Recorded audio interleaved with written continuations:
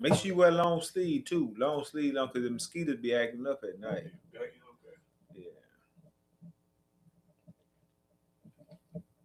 My wife be wearing all my fucking shit, so I might have to wear sweaters. Oh no. I gotta see if she got my shit. Can I wear my I gotta ask her permission to wear my own shit. It's just his clothes are more comfortable right now. Hmm. I can see that.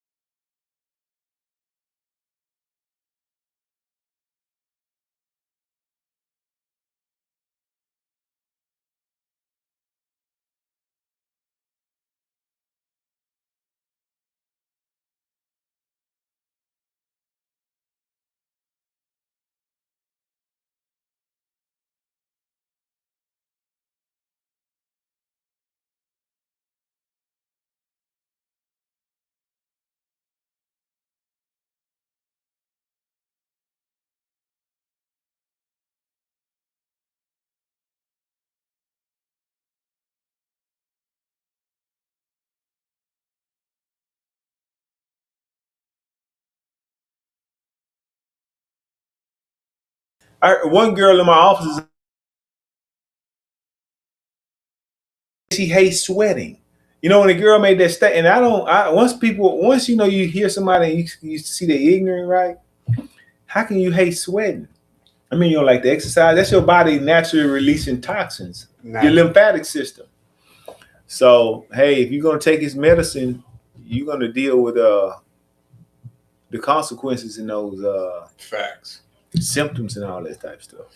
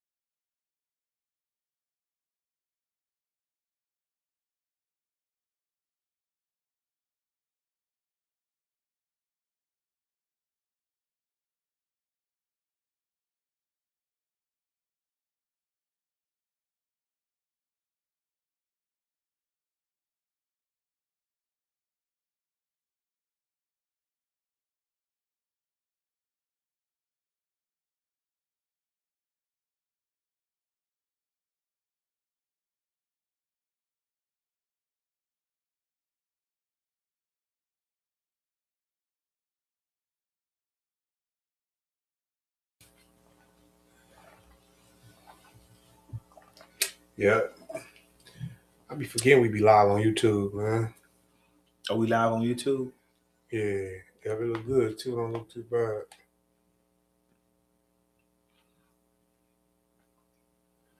I could have brought those down. They can drop stuff in the chat on YouTube if they're watching. Yeah. It comes to this chat the same. Man, I want to get my Aunt Frances on here, man. She always, they go in the Bible and they find emotional things to talk about. Never the laws or commandments. Just something like if you're having a hard day or something like that, or nothing. What I want to let me gather the thought. Mm-hmm. Come on, because our understanding, we know. That's the door, right? Yeah, you know what? Let me let the scriptures speak. I get it out of Exodus. Come on. When the forefathers were murmuring against Moses, they were thirsty. So sometimes sickness and disease is from sin. Yeah. It's from sin. How can you be eating pork and things and then you praying for health and wellness? Yeah. And you're not doing what God told you to do. Yeah. But you want him to heal you.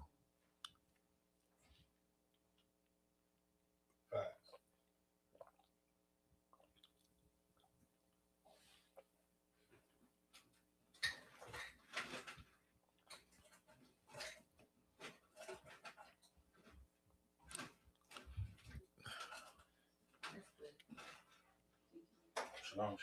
Mm-hmm. Shalom.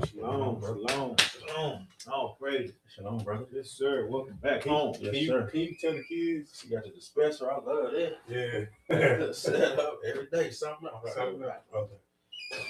I'm doing a little live thing. Nah, I don't think so. I'm doing this little sub goes thing, Twitch thing. So. I was gonna ask you something. Tell the kids. Yeah, can you text them and tell them when they come in they cannot be loud? Yeah, all praise, man. Oh, praises, man. That's my little sanctuary, bro. Yeah, like for real. Yeah.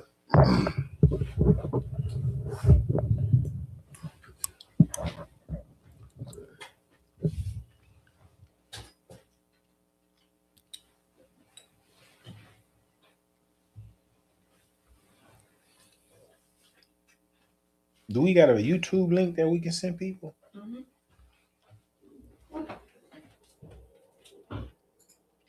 Oh, that joint stretch out too, huh? Yeah. Oh man. So you can see it better.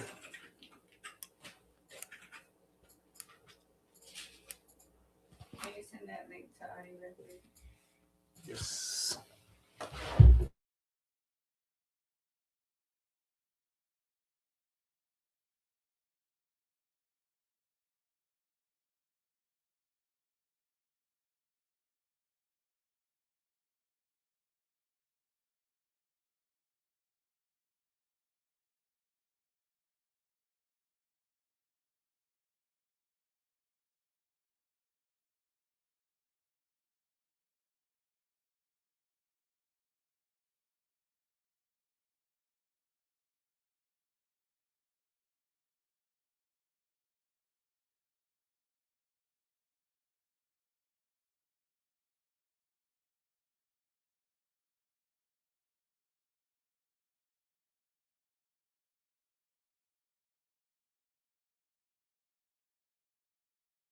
Good. No, they're closer to me. So they like in between. They like 20 minutes away from me now, but they're in Cypress now. So they in old Cypress. Oh, okay. Yeah. Okay. So they over there now. So they was in Tomball, now they was real close to the my side. But they was looking for some house over in Tascasita. That's why I said I forgot they went over there. Man, everybody live in Tascasita, man. Yeah, man. That's where I was looking over there too a long while ago because that's what they was upbuilding. They was building a lot of new stuff. All this is new, man. Yeah, I can see. I went to the HEB right there. Yeah, HEB. Right it looked live, man. Not over here. Yeah. So all that stuff is new over here now, man. It's all built. So I'm thinking about coming over here too now. So. Oh yeah. It'd be an hour to get over here for everything. Every time I come over here, even like an hour to you, I gotta find somewhere over on this side. Well, we gotta get some land somewhere together. But Yeah, think about man, that, that's like, the move. Yeah, that's the move. Cause I feel like I'm out the way now in the Cypress area. I sent the YouTube link to the chat. Okay. Man, all praises, man. They gonna love that. I think YouTube is more convenient for people. Yeah, so they ain't gotta Yeah. download and that shit. Okay. You good? We back, baby. We back. I want to put my I want to use my computer, man, because I know I had some stuff. Yeah, I gotta get my tablet too. I gotta start using my tablet. Drop it in the family chat. Drop it everywhere. Yes, please. Juice. That's how juice? Yeah, just fresh squeezed apple juice. Or fresh juiced apple. Oh, you can move that. Yep. We in there. We just we about to get started. But yeah, I had to go to Michael DeBakey. I had to go down to the VA, and I had to get my, you got to pick up a GFE. I hadn't been able to do it, which is a government furnished equipment. That's all it is. But they make you sign for it, so you got to come down there, sign for it. I had to come down there twice because I ain't have my PIV. You don't got your PIV, they ain't let you do nothing.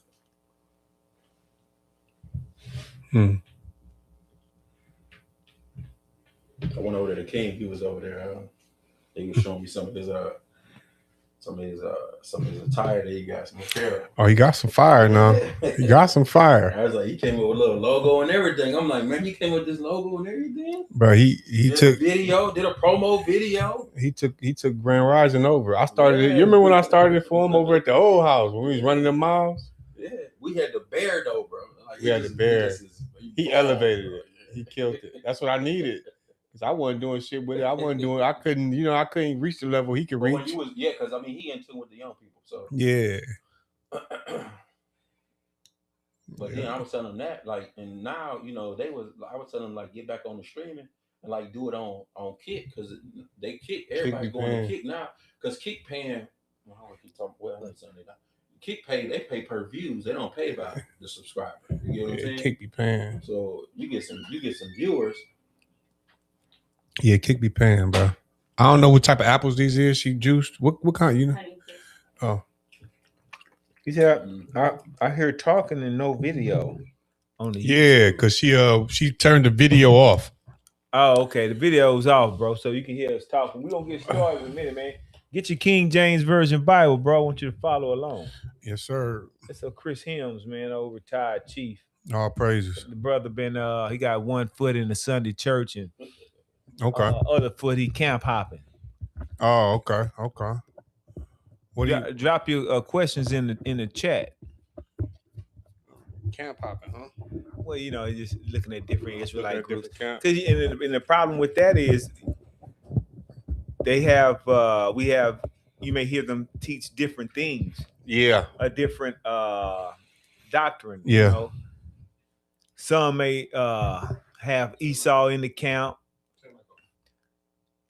Some believe in water baptism. And we know water baptism is symbolic. Yeah. It's a dude on there that called out Bishop in them and ISUPK. Right. Well, I saw that video. That? Yeah, he called him out. Like, if you're not baptized in water, you're sinning. Right.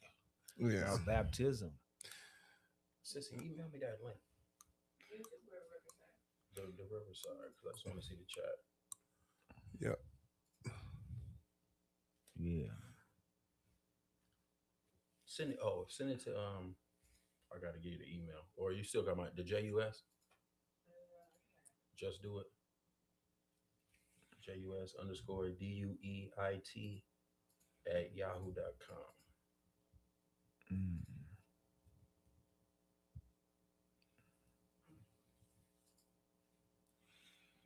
Because I think it changed from the last one you sent me, right? We was using. It should be the same one. I don't got that one in my email though. Yeah. send it to him one more time. Sorry. Well, let me see. Maybe I do got it in the Google Mail. Check that one. Man, my wife's so cold. Mm-hmm. She be on shit, bro. She be on it, bro. She don't play. She be on shit, bro. She's so efficient and so, yeah, bro. All praise, man. What'd you say about JUS_DUEIT@yahoo.com.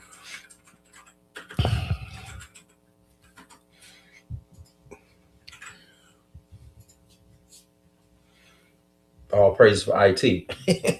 All praise, bro.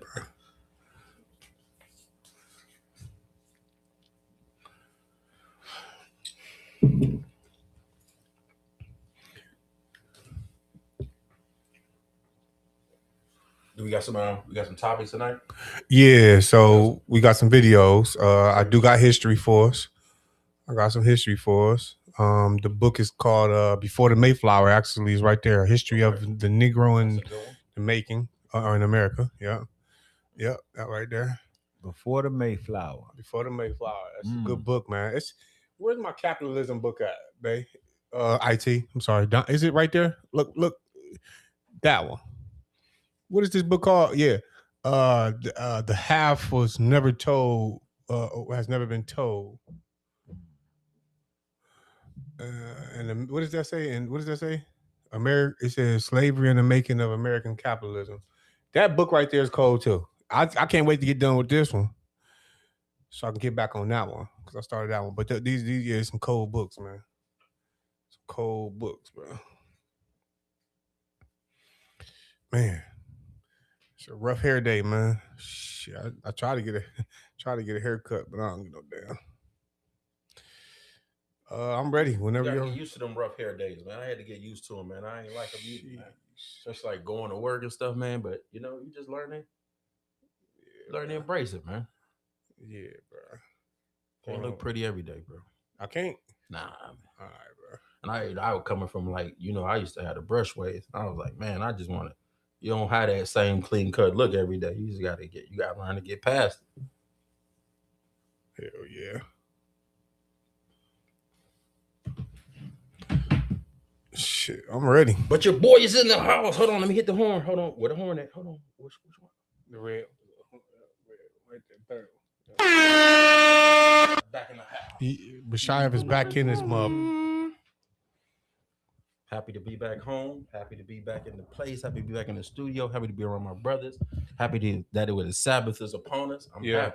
All praises. All praises. I'm happy too. I'm happy to have you back. You know, it's a little weird. It's a little different. Not weird because I need my brother, but it's a little different when you got 2 seats in here opposed to 3. Yeah, cover the brothers, man. Yeah, it's all. Is that a sentimental way of telling me you miss me, bro? Yeah, I miss you, bro. Right, damn, bro. I miss you, bro. What the fuck, bro? To hell with that damn job. That's what I be saying. She gotta make the money though. I get it though. You gotta make the money, captivity, bro. Captivity, bro. Man, I was we got to start. I was thinking too. I was listening to some old music on the way down, man. When I was driving, when I was going to Chicago, I was listening to Keysed Ben Israel. Remember Keysed? I remember. Damn. Yeah, man. We got to start playing that on the intros when we come. You hollered at him? Yeah, I ain't hollered at him yet, but I was talking. I was talking to him through Facebook. I had sent a couple shirts to him to the Bahamas because in the Bahamas. Mm-hmm. Yeah, I had sent a couple shirts to him back in the day. That's hard, bro. Damn, that's back in the day. I remember that. Yeah, that was like when we first came. I think that had to be 20. That had to be 2016. Yeah, like 2017. 2017. Yeah. The Kings to Slaves is the one we was listening to. Yeah, that's around that time. Yep. I remember that. So yeah, man, we ready for your famous intro? All right, man. Let's get started then. Welcome to another episode of Covenant Brothers Podcast, where we talk about what's happening right now as a backdrop in the Word of God, the solution.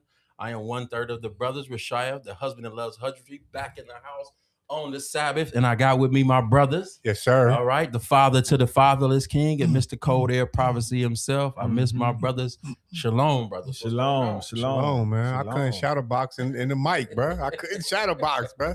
I tried to do the intro. I couldn't do it, bro. I watched it, man, so you tried, man. I tried, bro. You was opening up. But the word means the most. So the word definitely went forth. I was watching it, man. So, yeah, definitely. I was tuning in, man. You guys, man, put on. Teaching was good, man. As always, I could sit and listen to y'all all day. You already know it. So just listening to the scriptures, man. Listening, the brother ID. Even my wife was listening to it. We was listening to it on the ride there. So all praises. Riding around, yeah, it was real all good. Praises. So how did she like it? How did wifey like it? She loved it, man. All she loved praises. what we doing. And she liked the setup. She's like, oh, y'all, we got a studio now. So all praises. All man. praises. Yeah, that's what I like to hear. All praises to the Most High. So. Yeah, man. We got in the chat. Who's in the chat? We got to look at the chat. We got to get the chat. They love every week, man. I was in the chat last week. It was a lot of talking in that chat. Yeah, bro. So, I know my boy be in there, man. What's his name? My boy Rich. He be up there. My cousin Perez. Shout out to Hunter. There you go. Look at the Hunter. Shalom. All praises, man. Marshawn. What up, baby? Tanaya up in there. Okay, Tanaya. All praises. Tanaya, what's your Hebrew name? Is it? Wait, what is it? What is it? Isn't it Tanaya? Tanaya is her Hebrew name. Yeah. It would sound like it. It's not? Kaya. That's it. My bad, man. I knew that. You gotta get up on the names, man. I knew that. All praises. I knew that. Yeah. The whole thing with the names, when we change it, it's a new you. Kaya, yeah. It's a new you. All praises. Hey, speaking of wives, bro. Man, big shout out to my brother wife, like as he mentioned, all praises. But a big shout out to ID wife, bro. Where's the hand claps? Oh, you gotta shit, bro. All praises, man. Listen, man, this is the most cheerful, open-minded, open personality. She's just like, she literally is the best to be around. Like literally, man. Like shout out to you could literally tell when we gonna get into that today. We gonna get into that today. With these videos. They got the W. They put the W's in the all praises, man. W support, man. Big shout out to my brother's wife, Sabrina. Can I say her name, bro? Sabrina, yeah. Sabrina, man. Sabrina, man. Man, can she get some hand claps, man? All praises, man. Cause her and her daughter, man. Yeah, man, he's a blessed man right here, man. And then now a big shout out to my wife, man. Can we get some hand claps in this joint? Because listen, man, I know we come off like, what do they call it? Misogynistic? Is that what they call it? Yeah. Is that a thing? Is that what word? That's the like, word now. Okay. Misogynistic, bro. So I'm shouting out. Is that what I think that's what they be saying? Okay. I think according to society. Yeah. Yeah, according to society, we are. But shout out to our wives, man. My wife, my brother's wife, which is my sister Kitra. Can I say her name? I'm sorry. And my brother ID wife Sabrina. Yeah. Shout out to them. Big shout out. Why? Because they supporting the men of God. Not only that, but they do it with smiles, bro. They do it with big heart. Just to hear my brother say that he was listening with his wife on the that's a big thing, bro. That ain't no small thing, bro. Definitely. So I just had to throw a shout out there, man. For real, man. Yeah. Got 8 in the chat, man. Yep. Shalom. Happy Sabbath. Shabbat shalom, family. Yep. Happy Shabbat. Hopefully we got a good class for you today. Again, like we always do, we like to use what's going on today as a backdrop, and we like to use the word of God for the solution. So we know it's a lot of things going on in society. I know some things we'll probably get to talk about today. But it's a lot of news, man. So think about some of this news. ID, tell me about some of these things you've been seeing. Man, a lot's been going on in society, social media. They coming off the high of the BET Award show with Drewski, and they was going over some of the lyrics that the Miami girl was. And then we was talking about that. Yeah, N.D.I.R.E. remarks. Man, thank you for bringing that up. That silliness, the song and what that puts in the minds of young women to go out and boost and steal. Yeah. And you seeing some of the effects of it, man. A young lady, from what I understand, the 1-year-old got shot. She was in there stealing. Right. And the baby got shot. The baby got shot. Who was in there stealing? The mother of the child. Who was this? I missed this. And she was trying to ride off with the baby in the car. I seen that. But was she really stealing though? I didn't know I she was don't know. stealing. That's what they reported. She wasn't stealing. Yeah. She wasn't? She wasn't stealing. That's oh, what she was not good. She was not Good. stealing. Yeah, they assumed Good. that she was stealing. Okay, good. The Pampers or something. She was walking out, but yeah. See, but you know, the media may have tried to paint that narrative based upon the song. You know what I mean? To paint the narrative that our young women are in there stealing or whatnot. Absolutely. So, I mean, you know, I mean, a lot of us, and again, when we talk about this stuff, we already know, y'all. When we saying it, we're not saying our people are exonerated, because we still know that the curses is poured upon all our people. When I be going around, I go to different states, and I just see the same stuff with our people. The curses is poured on us, y'all. Right. So a lot of times when we speak about these things and we say it, we're trying to get our people to see the other side in it. Like we're gonna talk about maybe today. Nolan Wales. What's the other side? Yes, Nolan our brother Wales lost his life, but it's like we say all the time, like, never trust thine enemy. We say it all the time. One of those moments. So, we say it all the time. Yeah, hanging out there with Esau's rich kids, man, and you're going to realize they got an evil spirit when you down there drowning and choking on that water. You should have been around them. Man, I blame that on the parents, bro. Right, that's what I'm saying. Yeah. Like, what is you doing out here, bro? Like, I raised my children to know that Esau is not who you kick it with. We don't trust them. We don't go on hunting trips with them. We don't go on boating trips with them. We ain't going fishing with them. We ain't going to no parties with them. We not going to their house. Not because they like their cats, they allow their cats on the counter and shit like that. Not because they kiss their dogs in the mouth, but because their nature is literally bad, bro. Like, come on, bro. They have a perverse nature, man. And you gotta really govern yourself. And we say, some of them try to use a lot of the things that go on, because they do a lot of nice things for us. They help us out with a lot of good things. Yeah, they put you in a lot of good positions. They offer you opportunities sometimes. Yeah. I think it's deceitful though. It's ill intention, or they have something to gain out of it. I think it's at the end of the day, it may look like he's doing you a favor, but he's in a position to mostly benefit from whatever's going on. I agree with that. I really believe in Carter G. Woodson's book, The Miseducation of the Negro. That I like that. He's training you to really work for him. He's not training for you to take over the plantation. Yeah, exactly. He just wants you to know how to use the tool so he can get the most out of you. Yeah. But you'll never get in position of ownership. But once you become competitive with him, like you create your own, and now you're in competition with business, then his true colors are going to come out. Yeah. So almost like that scripture we talk about, such as iron rusts. Because iron takes a little bit of time to rust. So it's like, never trust thine enemy, for such as iron rusted. Right. Iron don't rust overnight, but as time goes, absolutely, it's going to definitely. And you better bet your bottom dollar. You better bet your bottom dollar that the Creator put the spirit on Esau to bless you. If he bless you at any point, the Creator put that spirit on him to do that. Right. It's not in his nature. There you go. Right. It's not in his nature to bless you, bro. That Romans 13, meaning there'll be a let's get it out. I want to read it out of Romans 13, because this is important so we can understand this relationship, because the Most High God know what he created, one vessel unto honor and the other unto dishonor. Sure. So this is Romans 13. What you want? Verse 1. Romans chapter 13 and verse 1.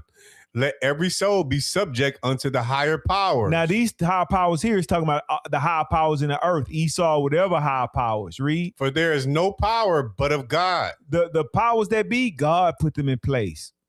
The powers that be are ordained of God. So the powers that be, God put them there. God put Trump there for a reason, and all these so-called leaders, and political leaders, social leaders, for a reason. The powers that be are ordained of God. Read. Verse 2, whosoever therefore resisteth the power. When you go against the powers that the Most High God put in place, just like you resisting him. Read. Resisteth the ordinance of God. Because God put those things in order. That's why they had an old saying, obey the laws of the land. Obey the laws of the land. And we may struggle with that. You may speed a little bit, or you may run a red light, or you may do some disobey some authority in the earth, or don't take it real seriously. But when you resist the power, read. And they that resist shall receive to themselves damnation. Right. You're going to receive to yourself damnation. Read. Verse 3. For rulers are not a terror to good works. This is the point. The rulers, the powers that be, are not a terror to good works. That's good. The good works is you keeping the commandments. That's right. The good works is being obedient to the word of God, keeping his law, statutes, and commandments. Right. So if anybody got a question about that to prove what good works are, we go pull a precept. But the rulers are not a terror to good works. The powers that be that he put in the earth, they're not going to be a terror to good works. So if you are getting some favor from Esau on your job, you must have favor with the Most High God. Facts. Yeah. And I know that to be very true because the position that I'm in, I didn't interview for it. Mm-hmm. The lady called me. She seen my resume. She was Esau, very strict, mean lady too. Right. But she knew two of my references on there. She knew them personally, and they spoke well of me. So she called and said, "You can start on this date." And I didn't meet her till the day I started working there. So your name preceded itself. All praise to the Most High. And Good works. the people on the job were saying, "Man, we didn't even see you interview." I just get quiet about that. I don't say nothing. You know what I mean? Right. We didn't see you interview or whatnot. Right. Now I've been on there 10 years now, so I can speak of it. Right. But and then the lady, I don't want to say her name, but she used to tell me, you my best hire. This, that, because they got the bang for the buck. What I come with and what you're paying me, you getting the Absolutely. You see what I'm saying? But that's a testament that the rulers are not a terror to good works. For rulers are not a terror to good works, but to the evil. This is the part, the evil. The evil is you sinful, breaking the commandments, breaking the law, statutes, and commandments. It's evil to eat pork. If you consuming pork on a daily basis, that's something evil. Right. And you need to learn what is evil according to the Bible and other commandments. Read. Wilt thou then not be afraid of the power? Right, because God is the power. He ordained the power to be. Right. So once he done had enough of your foolishness and silliness of breaking the laws, he got a whipping boy for you. We call him what the scripture call him we'll see the sword. That's what he called him. Read. Do that which is good, and thou shalt have praise of the same. So Esau and the powers that be praise you. They praise your good works. That's the point I was bringing all out. praises. Right. And I guess we can get the next verse. Verse 4. For he is the minister of God to thee for good. Right, the minister of God for thee for good. The powers that he put in place will be a minister of God to thee for you for good. And this is your point, like you were saying right here. What? But if thou do that which is evil, be afraid. Right. For he beareth not the sword in vain. Right. You get shot down in the street. Yep. You got hit by a car or some other tragic thing happened to you. Because the Most High God got judgments. Right. And he mentioned these 4 judgments. Yeah. Fire. Yep. You remember these judgments that he mentioned? Yep. Let me get them because he bears not the sword in vain. He's talking about the powers that be, but it's some other judgments that the Most High God has. And you wondering why these things happen. I saw these 4 pit bulls maul this old man down at the store. He was walking to the store, and sometimes these things happen in life, and we may be like, man, why did it happen? Why did that happen? Right. You know what I'm saying? We don't have an answer for those things a lot of times. A lot of kids answer those questions too. Yeah. I get those answers a lot from my kids when they were younger, coming into this truth, really asking those questions. How do people die? Yeah. Right. And it's a lot of times it's hard to answer those questions. Mm-hmm. I'm gonna pull it out of Sirach. Okay. But you're right. I'm sorry. Did you complete the thought? Yeah. No. I was done. I was just waiting till you got your scripture. I was just talking. Sirach 39 and 29. Bring it out. I'm gonna pull it there, but I also want to get it out the scripture too, because he's gonna bring every work into judgment. Sirach 39 and 29. Sirach chapter 39 and verse 29. Fire and hail and famine and death. All these were created for vengeance. You heard that? All these things were created. Hailstorms, fire, famine. The Lord created these for vengeance. This is a part of judgment. Read. Verse 30. Teeth of wild beasts. That's what I thought about when that old man got mauled to death by that dog. I don't know what he did in his lifetime or whatnot, and it was pretty gruesome. But teeth of wild beasts, read. Scorpions, serpents, and the sword. Pushing the wicked to destruction. Punishing the wicked. Punishing the wicked. So the Most High God has these instruments for punishment. Right. So he bears not the sword in vain. So when he's sick of your evil and you ran out of grace or whatnot, and we see these things happen, it's punishment. Catastrophes, yeah, man. Right. Yeah, all these things. Man. Right. So that's the Lord's judgment. Now, in the scripture, Ezekiel says a similar thing. Ezekiel 14 and verse 21. Bring it out. It says the same thing, that these things were created for vengeance in the Lord's judgment. Right. And this is the fear of the Lord that needs to be taught to the children. Right. It's a reason why these tragic things happen. Right. This is I'm reminded too. I ain't mean to cut you off of that. You remember the story? I think it was Elisha when they was mocking Elisha and they was telling him, "Go up, thou bald head, go up, thou bald head," because he hadn't had no hair. And then the Lord allowed she bears to come and maul the kids, wild beasts to come out and maul the kids as a result of them mocking Elisha. So the Most High can use that. We got even in the chat. It said the old man could have had it coming. Yeah, we gonna read that in the chat. We gonna read y'all questions because there's a question in the chat. Yeah. So where's you want to go with what you said? Chapter 14 and verse 21. So meditate and chew the cud on what we're bringing out concerning the Lord's judgment and things that happen in the earth. And this is the same thing that befell. I want to cover this because in the book of Job too, right? I want to show some things on what happened to him and how he responded. Exactly. Ezekiel chapter 14 and verse 21. Get out. For thus saith the Lord God, how much more when I send my 4 sore judgments upon Jerusalem. Right. Now we read the 4 in the Apocrypha, and you're gonna find out they're the same here. Read the sword, the famine, that's hunger, famine, and the noisome beast. That's your wild beast that we read about. And the pestilence to cut off from it the beast. Cut off it man and beast. Right. So those are the Lord's judgments that he used to pour out his judgment, his fierce indignation, his wrath. Those are the things. That's the affliction. And in your affliction, you'll seek him. So the Most High God, he don't have a problem twisting your arm per se to get you to straighten up. Yep. So a lot of people, they don't realize they're in poor health or some of the things that has happened to them because they're disobedient.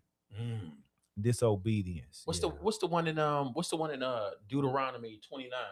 I kill, I'll make alive. Is that Deuteronomy no, you mean 32. Isaiah 32, 39. 32, 39. Okay. Let's bring that out because I think that'll go perfect with what the idea is saying. Right. It goes perfect with it because the Lord does these things, family. I know a lot of times we and I've even answered this question to my kids. Well, we think that the Bible describes the Lord as terrible. And if you look up the word terrible, it means fearsome. It means horrible. It means those things. So he can be those things. Right. Just as much as he can be good, just as much as he can be gracious, just as much as he can be those, he can also be terrible. Right. He can be horrible. He does it all. He does it all. The Greek mythology of God versus devil is not true, is what we're saying. Right. That's mythology. That's mythology for sure. Right. And that's when we get in our minds to believe that God doesn't have what we call a righteous indignation or a hate. Right. It says that he hates someone. Why is it that you feel like that you can walk around and have all the emotions? You can have envy, you can have strife, you can have jealousy. The Lord even said he a jealous God. He's even said that. So him being jealous, don't you think he gets angry? Malachi asked that question. He said, is God is he unrighteous? Right. Is what he said. I paraphrase. Is he unrighteous? There's unrighteousness with God because he hates. Right. Yeah. So we got to have to get out of these things. These are all things. If God created it and all things are created by him, everything that was created by him that was made. So emotions, all the things, the atmosphere, the world, everything was made by him. The idea of communication. So when we say the Lord is angry and the Lord is judgment, he can create judgment. Yeah. And that judgment ain't always a good looking one. Yeah. I always said, I don't want to be. We like I said, when the writers was writing the scriptures, they didn't want to be here during that time when they was writing that, man. When they was seeing all of the calamities that would come upon our people, right, and all things going to happen as the Lord's judgments, they didn't want to be here for that. No, sir. Facts. No, sir. I don't want to be here for that, man. Facts. I don't want to be here for it. But let's read this. Let's start at 35, if you will. Bring it out. You gonna read it? Want me to read, bro? I'll read it. I'll read it down. You wanted it, didn't you? Yeah. Okay. Let me read it. I'm gonna read 35. Okay. Deuteronomy chapter 32, verse 35. To me belongeth vengeance and recompense. Their foot shall slide in due time. Reason why I wanted to bring that out, because you may see someone, the scripture says, envy not the glory of a sinner. Someone in his sinful ways may be prospering here. Right. But the Bible says their foot shall slide in due time. Meaning it may look like they winning or whatnot because sentence against an evil work is not It's speedily not executed. Speedily There you executed. go. So, but he says that foot shall slide in due time. Hey, let me read it. I'm sorry. I didn't know you wanted. Okay. For the day of their calamity is at hand. Right. And the Lord will laugh at you in the day of your calamity. Think you've been getting over or winning. He Yep. allowed that thing. Yep. Read. And the things that shall come upon them make haste. Right. So he's going to reward you according to your works. Yep. It'll be a good or evil. Read. Verse 36, for the Lord shall judge his people. We read about the things that the Lord used for his judgment. Yep. Famine, the sword. Yep. So you see our Wild brothers beast. and sisters getting shot down. Right. Yep. The old man got mauled by the pit bulls. Yep. You know what I'm saying? He said going to judge his people. Read. And repent himself for his servant Mhm. when he seeth that their power is gone and there is none shut up or left. You see that? The Most High God know exactly when he want to get you. Yeah. He'll let you prosper in that thing and your heart didn't change. He gave you opportunity to repent and you continued in it. Continued in it. Your heart deceived you. Read. Verse 37, and he shall say, where are their gods? Right, because you trusted in Christmas and Santa Claus and these other pagan things you chose to keep over keeping the things he told you to That's do. right. You trusted in idolatry. Read. Their rock in whom they trusted. Right. You trusted in what Babylon taught you. Oppression. Yeah, you taught, you let your oppressor teach Yeah. you your understanding of There you God. How silly can you be? Man. They How didn't silly treat can you you well. be? How they gonna teach you well? Right. don't teach you well. You know, I understand they got you in the beginning. We was trying to figure this out, Right. but you know what I'm saying? Say right Yeah. now that it's too much truth. Yeah, it's true. Yeah. It's too much Breaking up truth. now. Nah, yeah. You see what I'm saying? First time, hey, first time, shame on you. Second Right. time, shame on me, bro. Right. Yeah, yeah. Let's be for real. Like Yeah. President Trump say, food can't get food in me. Yeah, Right. yeah. Facts. Yeah. You can't, man. Yep. You want the rest of that? Yeah. Okay, 38. Which did eat the fat of. Where am I? No, you good. Is that it? Yeah, that 30, 39 is the point. You can jump down to 39. You want 39? Yeah, 39 for sure. See now that I, even I, am he, and there is no God with me. That's so right. and then when you seeing that right there, he says, he now seeing I am he that what? That done these things that we just read previously. Mhm. He's the one that done those things. And then he said, there is no God with me. And that's a little G, meaning that there's nobody that does this. Because we like to think that the Lord has an adversary. Right. We like to believe that when Satan was walking around in heaven, like he was going to, he Yeah. asked of him. Like Right. he got, yeah. Right. Like he got some He got to dominion. ask permission. He got to ask He got to get do these permission. things. Right. He wasn't able to just go do what he wanted to do. That's He had right. to get permission from the Lord. So that lets you know that the Lord is in control of these things. Right. So he says, see now, even I am he. Boy. And there is no God with me. I Right. kill He killed and I make he alive. makes alive. Mm-hmm. I wound I wound. and I heal. He does all Wow. of these things. Wow. Neither is there any that can deliver out of my 'Cause we hand. always heard say, that? don't be fearful of the one that can take your body, but think of one that can take your soul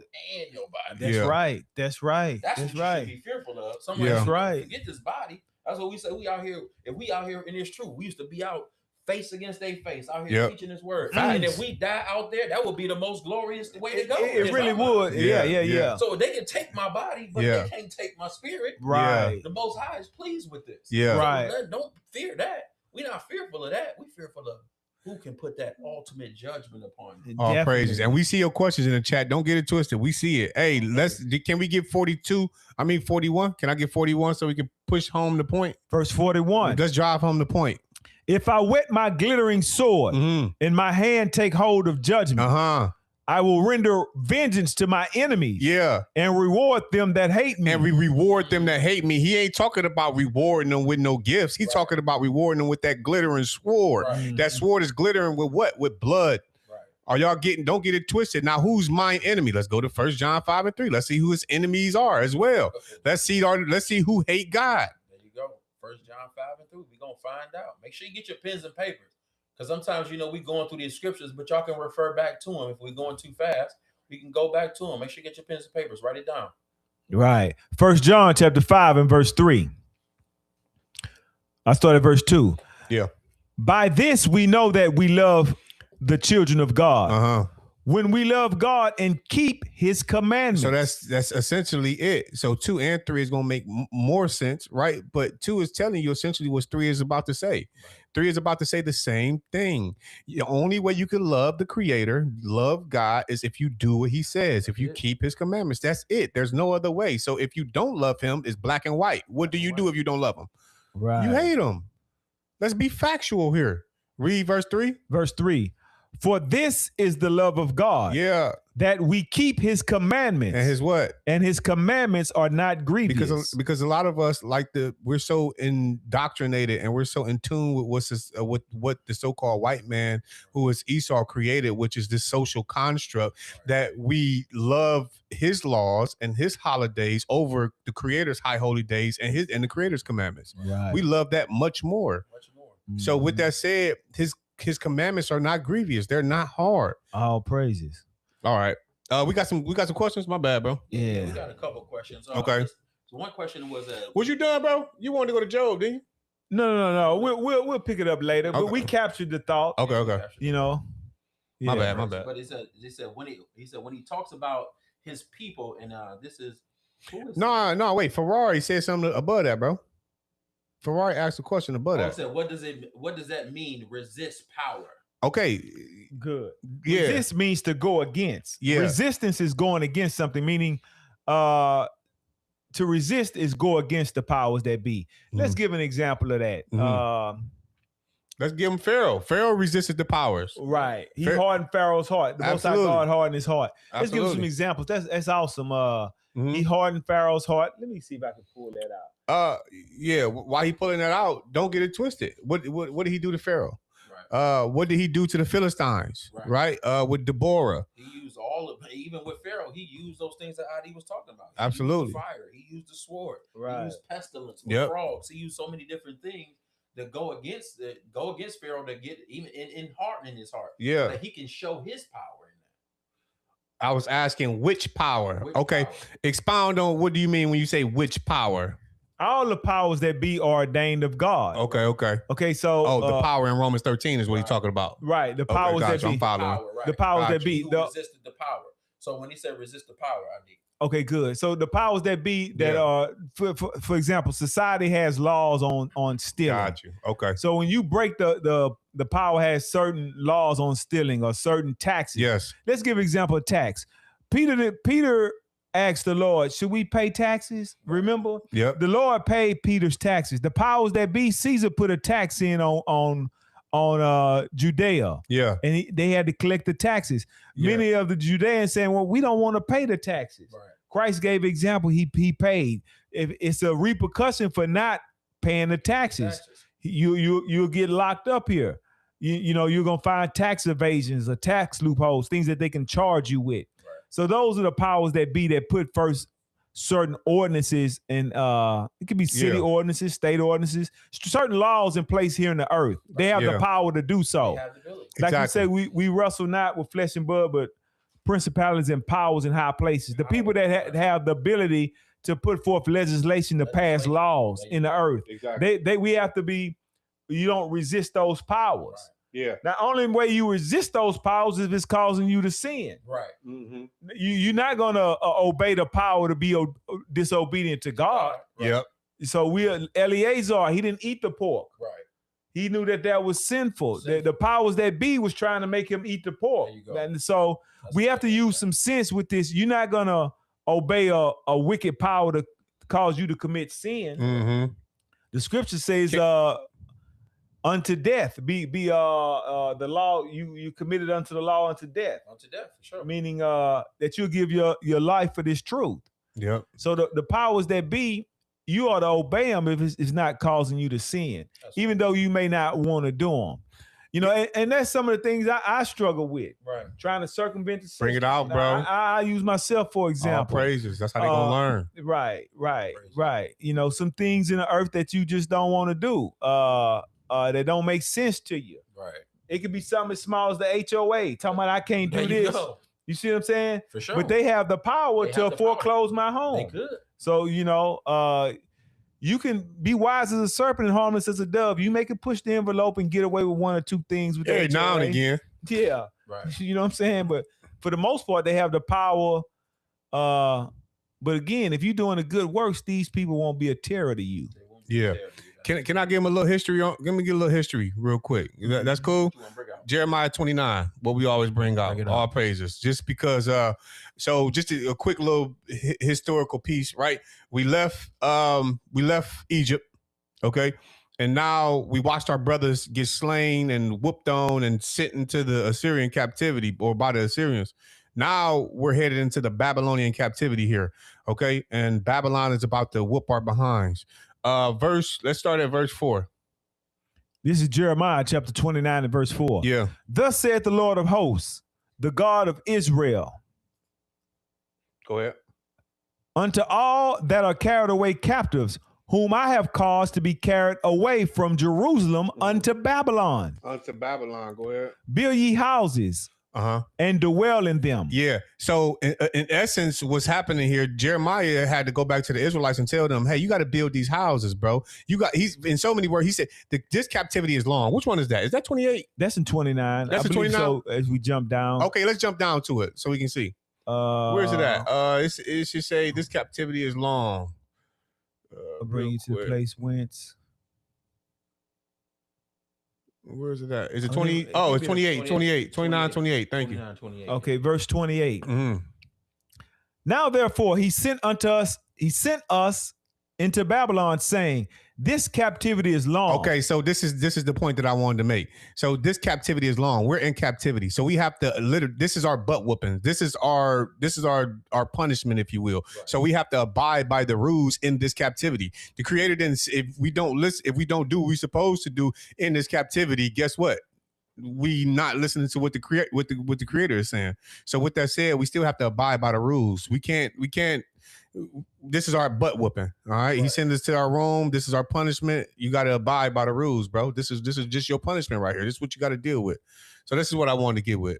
I mean, I wanted to show him a little piece or a little history on the captivities and the powers that be while we're in this captivity. Right. Yeah. All right. It was another one. No, it was one above, bro. So pork, shrimp. No, it's one above, but let's go to the ones up there. Okay. No, after that one, it was I think she mentioned this at the. It said, "Is it true? Is it true that if you don't love someone, you hate them?" Well, love is keeping the command. Love does no ill to his neighbor. Let's give an example of that. When the oxen got away, right. You'll bring it back to your neighbor. Love is working no ill to his neighbor. Is that Romans 13 and 11? That's Romans 10. Romans 10, 13, something like that. But I want to give an example. Okay.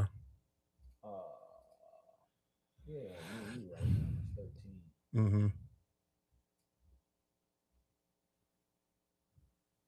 Well, let's get Leviticus 19:17. That's all I'm gonna say. Probably give him the law. Okay. Yeah. And then I need to show him what that looks like. All right. Leviticus. This is Leviticus chapter 19 and verse 17. Thou shalt not hate thy brother in thy heart. Thou shalt in any wise rebuke thy neighbor and not suffer sin upon him. Okay, so we're commanded not to hate our brother in our heart. Thou shalt not in any wise rebuke thy neighbor. Thou shalt in any wise rebuke thy neighbor and not suffer sin upon him. So I want to give an example of how you love your neighbor. Okay. Can you touch that precept, IT, right there? Right there. That little, yeah. Okay, good. This is Deuteronomy 15 and 12. Right. But I want to get one where he returns his. No, that's one I was wanting to do. That's Deuteronomy 22. Deuteronomy 22 and 27. Okay. Deuteronomy 22 and verse 27. Hold on. I think that's Deuteronomy 22, 27. Oh, no. For he found her in the field and he betrayed. Yeah, 22. Start at verse 4. I'm sorry. 4? Yeah, 22 verse 4. All right. Who's breaking down? Well, can we start at verse 1? Yeah, for sure. Deuteronomy. Deuteronomy chapter 22 and verse 1. Thou shalt not see thy brother's ox or his sheep go astray and hide thyself from them. Okay, so for example, let's say this is your brother, another Israelite man. You see his ox get loose out his gate. He go astray, or one of his sheep go astray, and you don't really care for him too much. Right. Y'all don't have the best of relationship. Yeah, y'all don't Right? rock out. Yeah. Read. Dice and hide thyself. Thou shalt in any case bring them again unto thy brother. So the point where it said, and hide thyself from them. So you don't act like, oh, I didn't see his You didn't sheep see and it, shit right. getting loose. Like you don't have Because you don't nothing to do like with it. them. Right. Yeah, you don't like them. You seen this shit getting loose and you just let it happen. Right. The Bible says, thou shalt in any cause bring them again unto thy brother, meaning you're supposed to get the sheep or the ox and bring it back to your brother's property. And this your brother will see that you have no ill for him. Correct. Mhm. Vice just letting you seen his stuff getting away and you Mhm. just turned a blind eye because you don't care for him. That's hatred. Right. That's not how you ought to Mhm. treat your brother. That's why it says, thou shalt not hate thy brother in thy In heart. Verse 2. And if thy brother be not nigh unto thee, or if thou know him not, then thou shalt bring it unto thine own house. Right. So you're supposed to hold it for him. You're supposed to hold it for him. Now remember, Christ said the greatest two commandments is love your neighbor as you love yourself. Mhm. This is your brother, your neighbor. This is your brother. So you taking care of his goods just as if it was yours. There you go. I like it. Read. And it shall be with thee until thy brother seek after it, and thou shalt restore it unto him again. There you go. You're not supposed to say, well, I found these, or what. When your brother seek after his goods, you're supposed to give it to him. There you go. Yeah. You're not supposed to say, oh, I don't know what happened, or play silly, or play stupid. That's not brotherly love. Yeah. So I want to ask in the chat, does that kind of give clarity to your question? This is how we supposed to dwell among each other. This would tighten up the unity Right. amongst each other. Mm-hmm. You're not to steal or turn a blind eye. Right. This is neighborly, Yeah. you know? And did she get it? No, that's it. Right? Okay. Okay. All right. Hopefully so- it's done. So with that said, so we'll wait for you to type in the chat. You know, we'll wait for you to respond. But all praises, man. Hopefully that broke it down. I know I was straightforward when I said that, you know, if it's black and white, if you don't love, you hate. Right. I'm, you know, the reason I say that as well is because if I do something to my brother that I know I'm not supposed to, especially if I'm knowledgeable of the law, I hate my brother, man. Right. Flat out, bro. Right. Because I thought about it twice, bro. Right. I thought about it twice and then I act on it. Right. You know what I mean? So that's hatred. That's It's hatred. facts, man. If you don't know the law, okay, that's different. So that's a difference. But if I know the law, if I know I shouldn't covet what my brother has, if I know I shouldn't steal from my brother, if I know I shouldn't rob or kill my brother, and I do it anyway, it's hatred, bro. It's hatred. Flat out. We've drifted so far from that. I was talking to my wife, you know, in slavery, we didn't kill each other. Facts. Didn't think about Today it's more we shoot each other down. Right. We kill each I other. feel like we were in a way more stressful situation back Yeah, then. we weren't killing each other in a 16. Let's say we was in slavery. Let's say you slept with your brother's wife. Right. You even back then, they didn't kill him. Right. Now Right. you just saw the oppressor rape your wife, and you didn't have that type of energy towards Right. him. Right. And this woman willfully laid with your brother, With which your she brother. should not be doing. Right. If anything, you should be more upset with right. the oppressor. For sure. So And he you took know it. he took it. He raped your wife. You Right. know, so here, man, we've drifted so far from that brotherly love. And Christ, he came to magnify the law, and how he magnified it. He said, you know, murder is hatred. It starts Murder is with hatred. with hatred. If you have a hatred, is murder. it's is what just he like said. murder. It's like murder. It's just like murder. And remember, those are the two greatest commandments. He said, all the law. Let's get it on these two. On these two. So he came to magnify the law. We read a great example in Deuteronomy 22. If you saw your brother's goods getting away, Right. you know, you ought to restore them to him. Or even talking about the love. Like remember when we went to Leviticus 19 and 17. Right. About rebuking in any wise rebuke thy neighbor. Thou shalt Right. in any wise rebuke thy neighbor. What is rebuke? Correction. Correction. When we talk about all the time. That's like, love. When we dealing with each other, we be roughing each other up, telling each other Yeah. the truth. But you gotta that's love. That's love. Sometimes we look at correction from our parent or even from God. We look at it when something happens to us and the God punishes us, we look at that as hate. No, or it could be anger, but it's still correction. That's love. Right. Because if you don't love your children, you don't care what they do. You They don't can do care. whatever they want. You're They not want to- correcting them. You Yeah. have no will to want to correct them and stop them from Yeah. doing anything. But somebody that you love, you chasten it betimes. That's what the Bible says. All Right. praises. Right. So- right. All praises. Yeah. That's right. Yeah. So hopefully we drove the point home, man. Let's go and get into these videos. Yeah, let's get into the Yeah. videos. All right. Mm-hmm. All right, T, what's our first video? Do we got the links for them? Oh. Oh, Can cause calamity to come down on you. Yeah, that's sin. That's sin, bro. Definitely. 100%. That's sin. That's 100%. what sickness comes from. I'm say that's the type of calamity that can come upon. And that's what I mean when I say if you don't love, you hate. Right. Because if I know my brother say, don't do this, or the law says don't do this, and I'm not going to do that to my brother. Right. The creator said you're not supposed to eat these things. Right. So when you deliberately go against these, this is why there's no more sacrifice for the sin. Right. Because you're deliberately doing it. You hate him. Right. You Right. hate the law. You hate the creator. Right. Because if you don't, you're going to do what he says. I'm giving it to you raw and uncut. Right. Straight up, just like that. And if you want to get political, because we love to get political at times too. My brother get mad at me, I'll be diplomatic. Think about the crustaceans. Think about catfish as a whole. If you even think about them, how nutritious they are. It's a bottom feeding fish. Why would Right. you want to eat a catfish that is literally designed to eat all of the filtration? A and the garbage waste of the disposal. sea? A garbage And if disposal. you're eating a fish that is designed to eat the waste of the sea, then what are you eating? Yeah. Right. Right. When the things that we eat that are lawful, it's a reason why those things are lawful to eat. When you talk about a cow chews the cud. Why? Because number one, he's an herbivore. He has a second stomach that literally filtrates and purifies the food. Therefore, the meat is impure. The meat isn't Impure. When you look at things like when we talk about the pig doesn't have sweat glands. So everything that he eats waste. You can throw anything in that pig slop and that pig will eat it. Mhm. And the body doesn't secrete any toxins. So any toxins that doesn't secrete from an animal that stays within them, where do you think it's going? Right. It's gonna Yep. be in Going the into meat. the pores, going into the meat. There That's you what he's go. saying. So Right, these are the things that we're saying. So beyond just us knowing and keeping God's commandments that calamities don't fall upon us, we're protecting ourselves them for one. But he said that those things, those disease, all these things we talk about that come upon us, those are the results.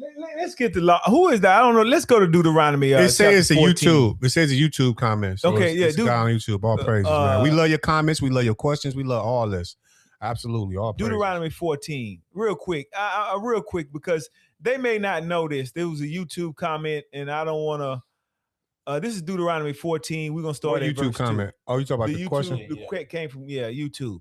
This is Deuteronomy chapter 14, verse 2. For thou art an holy people unto the Lord thy God. The Lord thy God called you to be holy. Not all people. He called the children of Israel. This is who he's speaking to. You're holy unto him. Read. And the Lord thy God have chosen thee to be a peculiar people unto himself. And we're going to find out what it means to be holy and peculiar in relation to your question about the shrimp. Read. Above all nations that are upon the earth. Now, people hear that and they want to be that. They right on. That's right. They want to be that. But he has some requirements for you to be holy. Yeah.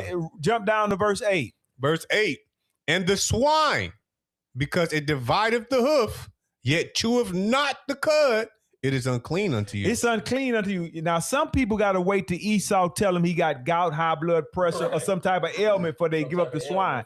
The Most High God said that you are holy and special unto him above all people. Right. But this is what makes you holy, you doing what he said to do. Right. Yep. The latter verses addresses the other animals, the shrimp, the things that come out to sea. Right. Now, jump down to verse 21, because you're different than the rest of the people. Did you want the rest of that or no?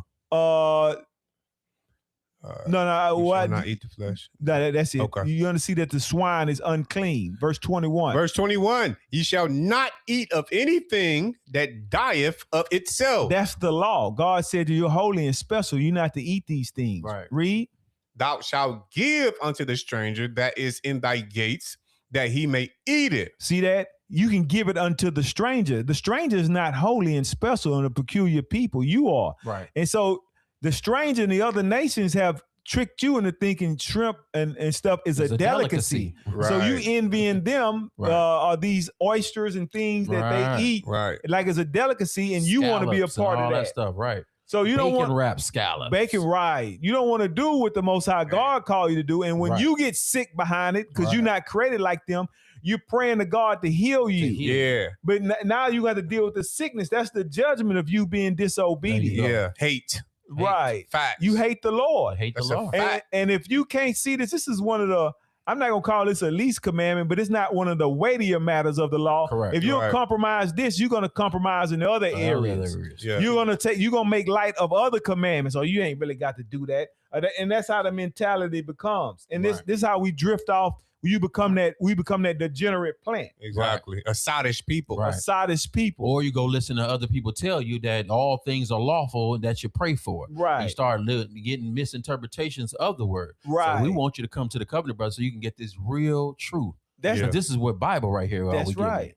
And we're not going to trim our ways. We deal Not with at all. all scripture. There you go. We're going to deal with all. We don't hide All or run from scripture. any scripture. So if you have a question, put it down Put it there. in We the can chat. address it. So now All you have a praises. scripture you can go to who left a comment to see that you holy and special. Yes, Right. sir. Yes, Right. sir. This is very important because you start listening to these other people. They're going to try to make a covering for your sin and say, no, it's okay. You can eat that, this, that, and get you Nah. to compromise and trim your ways. Nah. And we not going for it. We Nah. take this very seriously, Take it what we're very reading seriously. here. Nah. Yeah. You can't eat it all. We got Brother Roe in the chat too, bro. What up, how Ro? you say, is What it Ro? up? It's Ro, right? Now, is Ro on YouTube or what platform? I think he on YouTube because it's saying at. All Okay, praises. all It'll tell you praises. at the bottom if Yeah. it's YouTube or not. Okay, all Yeah, he on praise. YouTube. Okay. Yeah. All Let's get into the. praises. Let's get into the. Okay. Oh, we got another Shalom, question. Brother Ro. Oh, that's Abdul. Abdul, okay, all praises. After the Sabbath go down, Abdul, we looking forward to get out there just like the forefathers, man. We gathering for the Lord's Sabbath, the 7th day, man, and Lord say the same. We be under that bridge, man, getting All some fish, praises. man. Can you IT? Can you put his comment on there, please, on the screen? Thank you. Yep. What does it say? Can you read that, bro?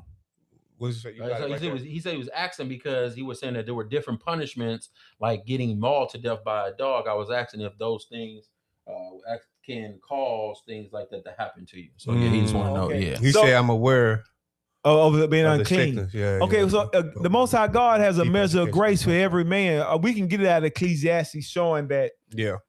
because sentence of against an evil work is not speedily executed. Yeah. Man, you can go on to eat these things from years, but it's a punishment for that. Oh, it's coming. It's a punishment for it. He say, though it tarry, wait for it, because it will surely come to pass. Oh, it's coming. You know, Yep. and at the time of your calamity, the Most High God to get you. Let's go ahead and get into let's get into the Videos. let's get into the videos. Yeah, let's go ahead and get all praises, You know, we man. can talk. We can get into the scriptures all. Man, we ain't gonna get to the video. Right. you know, right. Hey, We love to answer your questions. We're not telling you, Chad. We love y'all questions, so we definitely not saying no. ask Not them. stirring no questions. ask all the Ask your questions. questions. We gonna answer them too, but we want to get going with the show as well. So I- we want to do a couple IT, can you mute us real quick? things.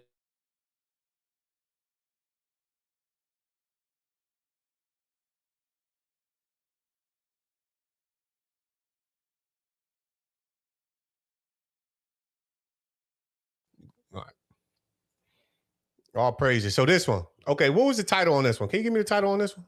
Real police case. Oh, perpetual hatred. That's what I wanted. Okay. It says, yeah, real police cases caught on camera. Now watch this. Now granted, just watch how Esau deals with Esau and watch how he deal with Judah. Have y'all seen this yet? Play this real quick. Watch this. You. Why? Oh, we ain't got no sound. Stand over here. Were you not in part Oh yeah. I changed it. My bad. of this?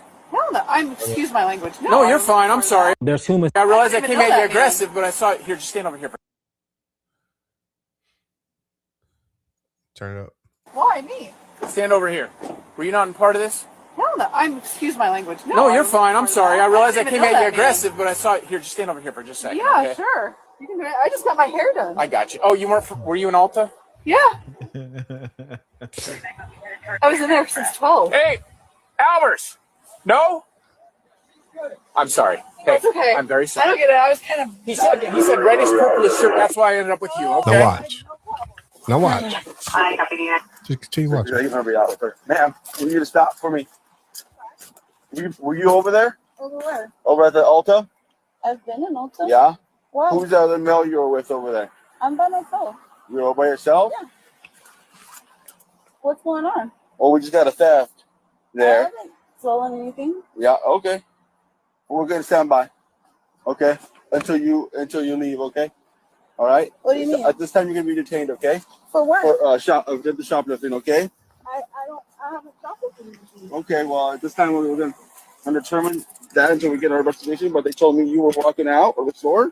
Why wouldn't I walk out? I didn't do anything. Let's come over to my car, okay? What? That picture. That's the thing.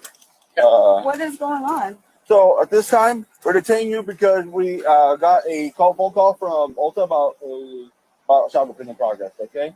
And then they advised someone in a purple cardigan, okay, took off. And as you can tell, we made eye contact. I think you were passing Well, by. you were cutting, like I was walking across the Yeah. road and you almost hit me. So yeah, we made eye contact. Yeah.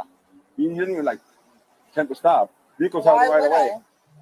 I was walking across the street already, so I was getting out of the way. Be walking. detained for investigation. Okay, right now, yeah, you're being detained, okay, for civil investigation, okay? You want to take her back over there? Yeah. Take her back over there. Take me back over where? Yeah, store. Come on this way, okay? Store you just left.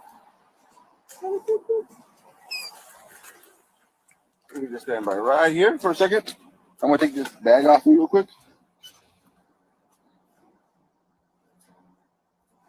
I'm gonna get inside the movement, just let that drop to the floor, okay? Thank you.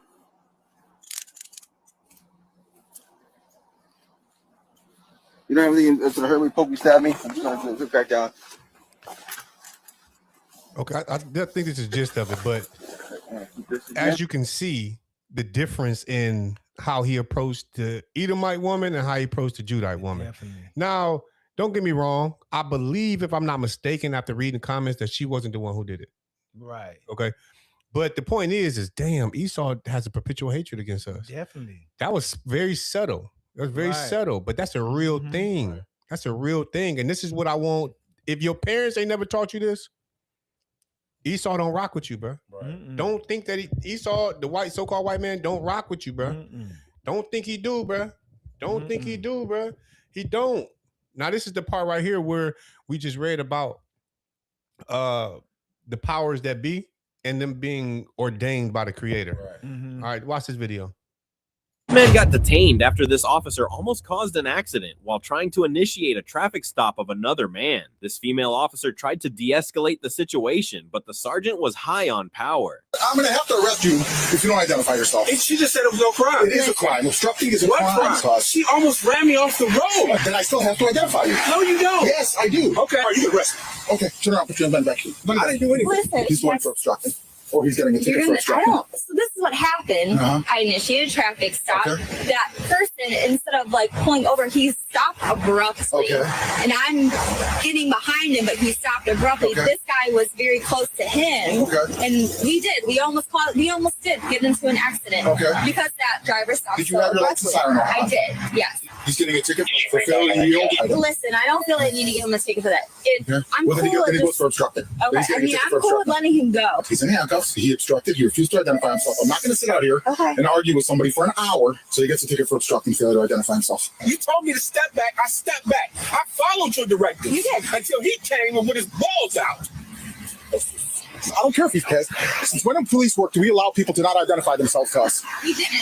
on a legal stop? He had just identified himself. After I put him in handcuffs and told him he was under arrest for obstructing. I don't know. I feel that it wasn't going to go that direction, but Oh, it was absolutely going in that direction. okay. Well, I'll write him a ticket for obstruction. Thank you. Mr. Kern, I apologize. I really do. And this is on body cam. This man got detained after this officer This almost dude's just so full with power, Yeah, my goodness. bro. Like, bro, just say you was wrong, bro. It's okay. And when we say, and now when Wow. I don't know for those that for those that's watching, I don't know if you ever watch it on YouTube as well, like Second Amendment auditors. I love You those. watch those. I love those. So Second Amendment auditors, what they do is they call themselves like a safe keep to kind of keep the pretty much police To keep in the check. to keep the public Aware knowledgeable. of their rights, because Right. what he was saying was clearly wrong. Unless you have been accused of a crime, Right. You does not You have to identify yourself. So he gave him a ticket for obstruction. Obstruction. Which is what? Which is pretty much stopping him from doing his investigation and asking him about what's going on. So he didn't give him a ticket for failure to identify for obstruction. Nah, he was gonna either get him for failure to yield, bro. So what it was is because she didn't want to give him a ticket for anything. Exactly. She said she apologized. Right. That, you know what I mean? The dude just so power trip, and the power trip. If y'all pay attention to the video, the pride came from when he said, "Okay, then arrest me then." Right.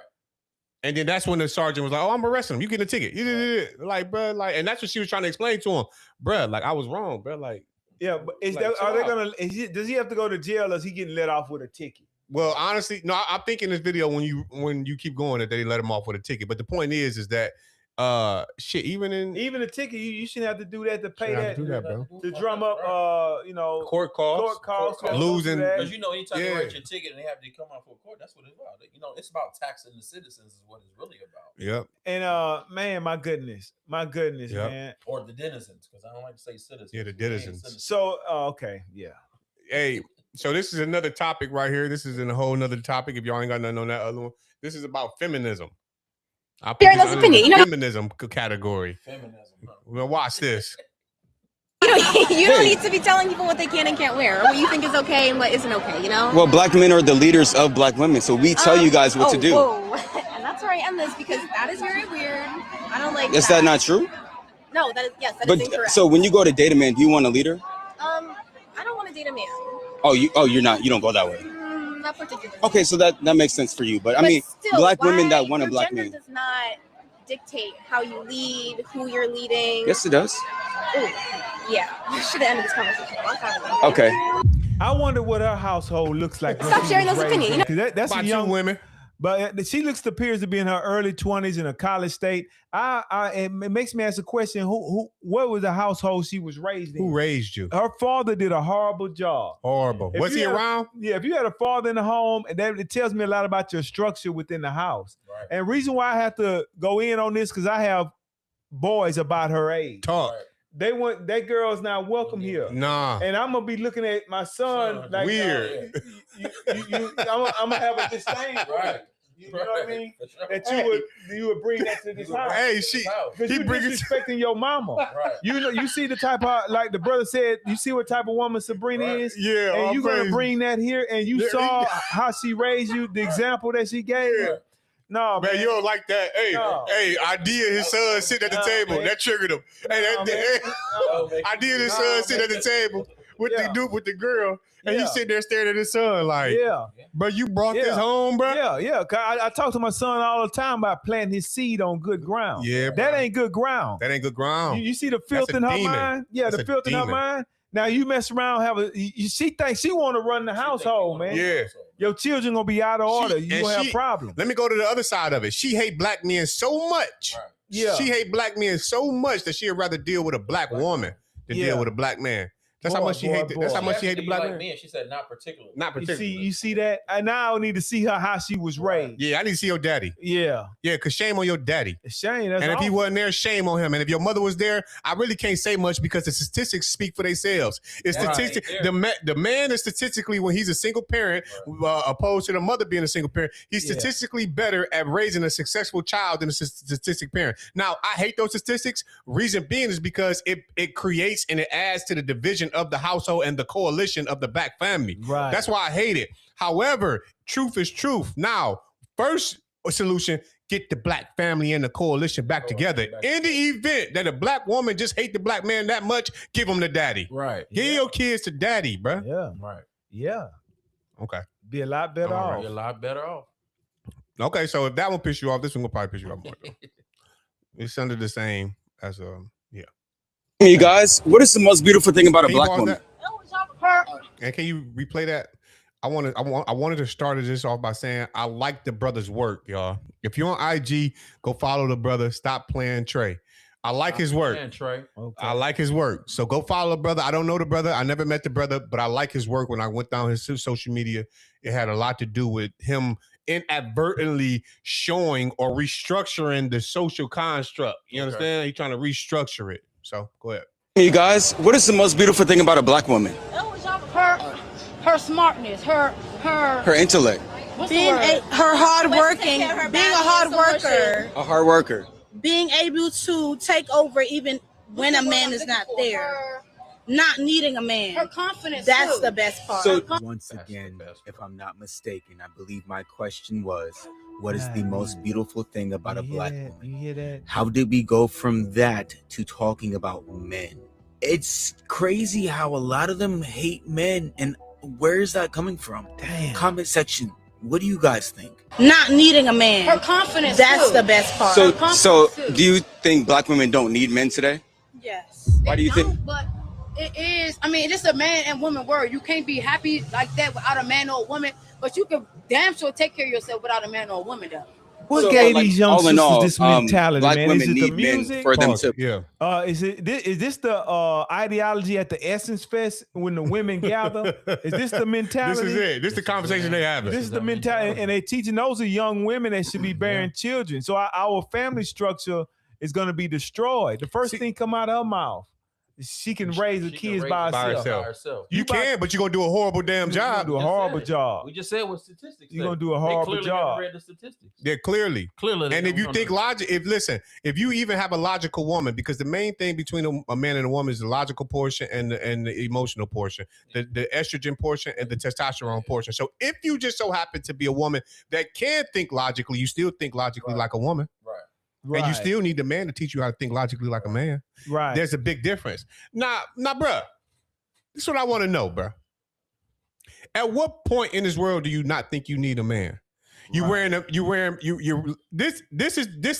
why I don't like the Hebrew brothers that like to talk to you. Remember the brother back in the day that was talking to us about the woman don't have to, well, pants don't mean or not wearing a man's garment don't mean pants. Right. Because this is what took it when the woman took the pants off, this is what it birthed. Right. Shit like this. Women like this. This is why right here, bro. It comes with that mentality. It comes with this mentality. Should have kept them damn dresses on is what I meant. Right. The woman should have never took them dresses off, bro.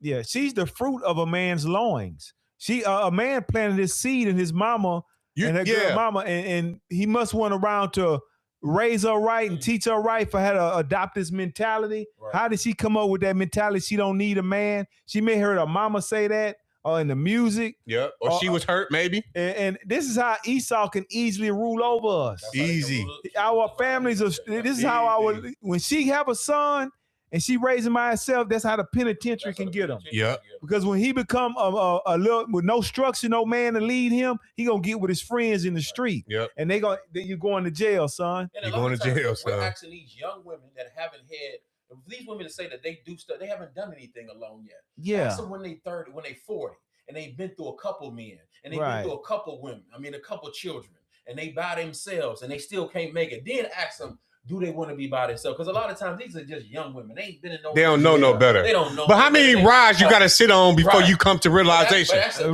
big problem in itself. How many rides you got to sit on to come to realization that you do need a man?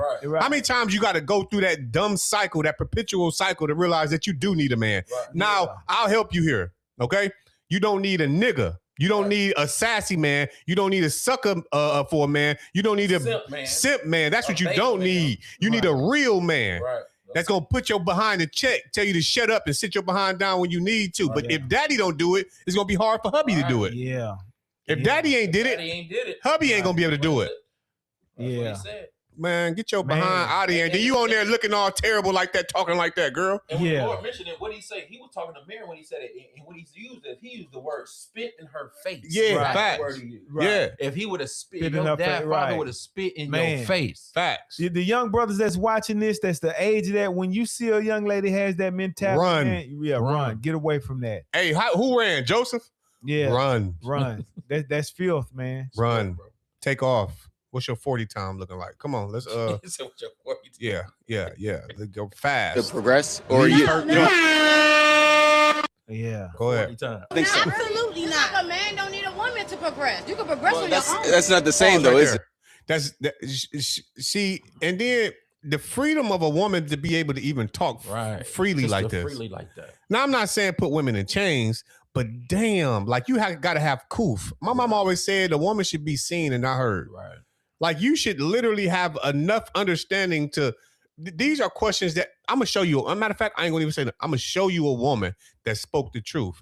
You sitting up there with that hair in your head, half of your body showing, tight ass clothes. You not in shape, so I don't want to hear nothing from your mouth. It baffles me. Yeah. And correction, a man does do better when it comes to a woman. Now, when it comes to this truth, that's a little different, especially according to Paul. But he does do better when he has a helpmate. That's what women were made for. That's right. what they were made That's for. right.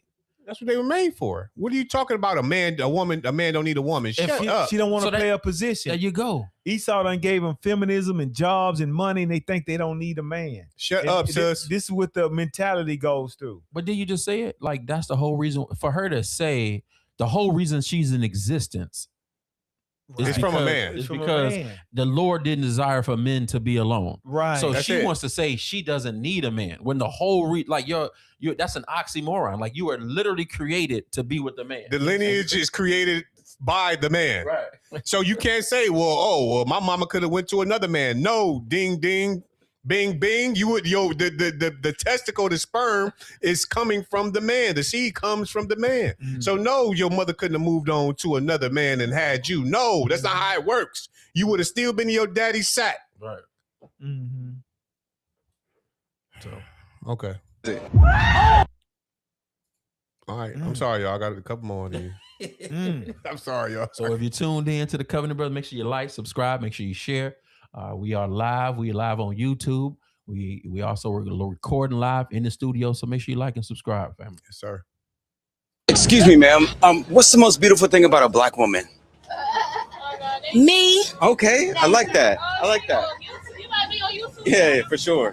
Why do you say me? I think a black woman, the beautiful thing about a black woman is we could advocate for ourselves. We're black, we're beautiful, we strong.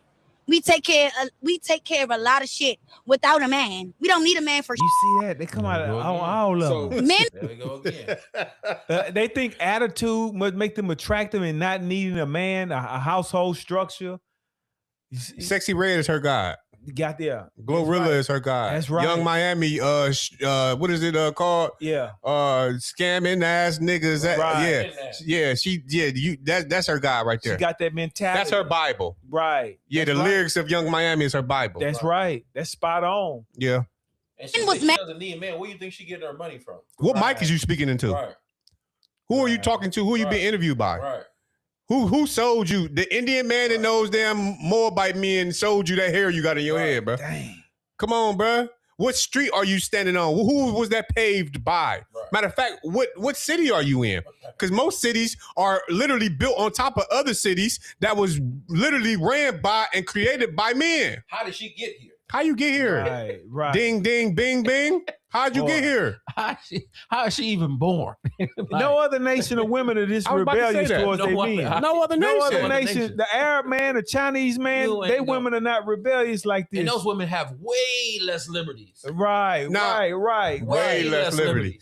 And just so y'all know, hopefully, if this is, other people listening, this is not the epitome of our people. Okay, Right. This is not the example. This is the lower class. Right. I can't say what because I'll be editing. Low, these low videos. level thinking, Right, low right, right. vibration, There you go. low level Degenerate thinking. Low Like my vibration. brother Thank like you. you. Degenerate plan. I gotta start using the Right. Bible words. Yeah, degenerate plant. Cause I get on here calling it all type of B's and H's and Right. F's and This Yeah. is that haughty. This is that Isaiah 3. There you go. They become so haughty. And that's why we wonder when things happen. This is why we're using these as a backdrop, family. Mhm. This is why we're talking about when things happen and calamities fall upon our people and things happen. And we don't know. We just know that our people, we don't know a person has lost their life. We don't know Nolan. We never spoke to him. We never heard him say anything, but we're just giving an example that people like this could walk around and then tomorrow we're crying about them Right. because something could have happened to them that now we're up in an uproar and we don't know what actually happened because it could be the Lord judging the situation. Right. Yeah. We don't know. like, come Right. on, man.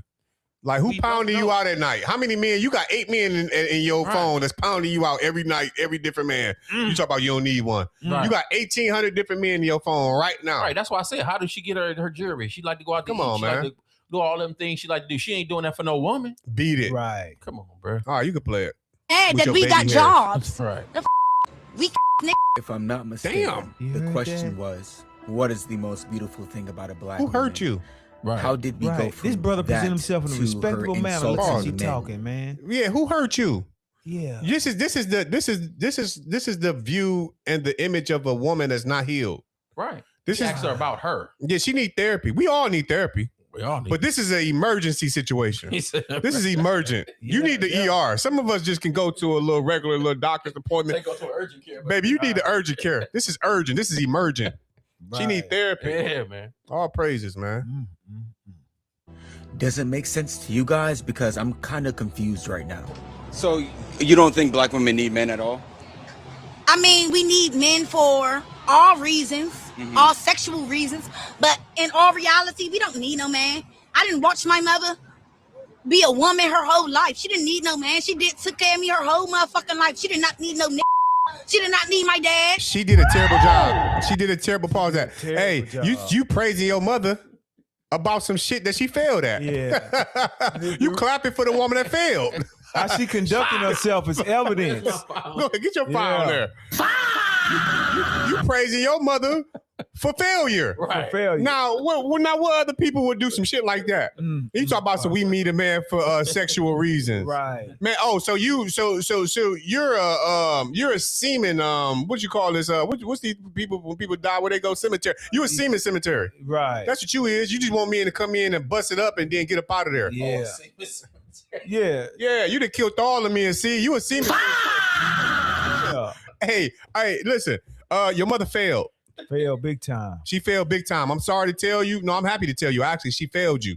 She failed you, and she failed the community. She failed the nation of people. She's the reason for the perpetual cycle. She's the reason that we need laws. She's the reason. She's legitimately the reason why. She's the reason why most of our daughters of Israel are in the position they're in today. Your mother is the reason. She's a demon. You're a demon. Comment said, bro. He said the word man is in woman. Right. Man, come on, bro. Can you put that on there? You don't need a man. Can you put that up there? The word man is in woman. It's woman, and we know what woe mean. We know what woe mean. We know what woe mean. Yeah. So with that said, you're literally the epitome of the. Oh, I can't be that mean. Okay. All right, man. You lucky, man. All right. I'm gonna start using the guy's words. I'm sorry. I be getting so passionate. Your mama failed, girl. Yeah. You're a demon. Come back to these laws. You're a demon. You have a demon in you. And I ain't talking about the men that you sleep with every night. All right. Why was your balloon unpopped? It was about to be popped, so it's fine. Why so? Hey, y'all, come look at this. I would say for me, it's a little bit of a red flag when somebody mentions like accountability being one of their priorities. It kind of just made me think you're going to be like, but look at you, but look at you, but look at you in a relationship. You know, it was just giving a little sassy to me. That's what I thought. And then he popped my balloon. So sassy, I didn't get that, but okay. Yeah, where? I'm trying to be cool, but goddamn. Why was your Where balloon was he unpopped? sassy at? When a man don't agree with your big. Right. Yeah. I mean, it's almost like it's like what you said about that misogyny thing, bro. Like there's a whole, I don't want to call it, because for men they call it manosphere, but you got these whole side of these women that has these ideologies, bro, that just go all off into other things. Like these women really believe these things. Like, she don't want to be held feminism, accountable. there's so many things. So it's like when you're talking about accountability in their mind, a man, we thinking like when we say accountability, mean you're gonna do what your role requires. You're going to do. That's why I praised my wife today. Right. That's why I showed her love. What your role requires you to do. That's it. That's it. And if you don't, then you at least look in the mirror so you can be held accountable. Right. You hold yourself accountable. Exactly. If you don't want a man saying, well, look at you, well, you look at you. Go. Right. Meaning whatever consequences of you not doing your role, there's consequences to it. It holds you accountable. Right. So you're in her mind, when we saying accountability, we saying don't tell me about the stuff I'm doing wrong. We just gonna deal with the relationship as a whole. Yeah. Right. So and then they use the other stuff. Don't they talk about it now? the word safe place. Safe place to me is just a code word for a woman to say, I just want to say what I want to say. Yeah, and you don't say nothing and not be judged. No consequences. No Don't let me say what I consequences. need to say. I just need to get my emotions out. If I got to be disrespectful in this place, this is a safe place for me to be No, this ain't that. No, this ain't that. I tell my wife, used to tell my wife all the time. We used to go through our thing. I used to tell my wife all the time, hey, baby, if you want to go that route with it, you're going to have to get you a Hebrew sister, man. Because there's some things you just don't tell me. You don't talk to me about. You understand that? We ain't going that route. Right. You go that route with her. You understand? So with that said, nothing derogatory, but because she would want to get things out frustrating. Like, I want to get this off my chest. And it's like, it ain't going to never end well. So with that said, listen, baby, there was nothing sassy about what the man said about accountability. Has nothing sassy about it. It's just that you got to know. Listening is an art. Knowing how to shut the fuck up is an art. Well, that's an art. Right. You got to know. You have to literally learn that art. Boxing is an art. Right. Martial arts is an art. This is the word. Cooking is an art. Arts. Literally, art is art. What you call it? Right. Artistic? Is that how you say it? Right. Hey, listen. Those are arts. Right. Listening, knowing how to shut up is an art. Listening is an art. So with that said, you don't know how to do those. Just say you don't know how to do. Just say you're bad at it. You know what your response should have been when it popped that balloon?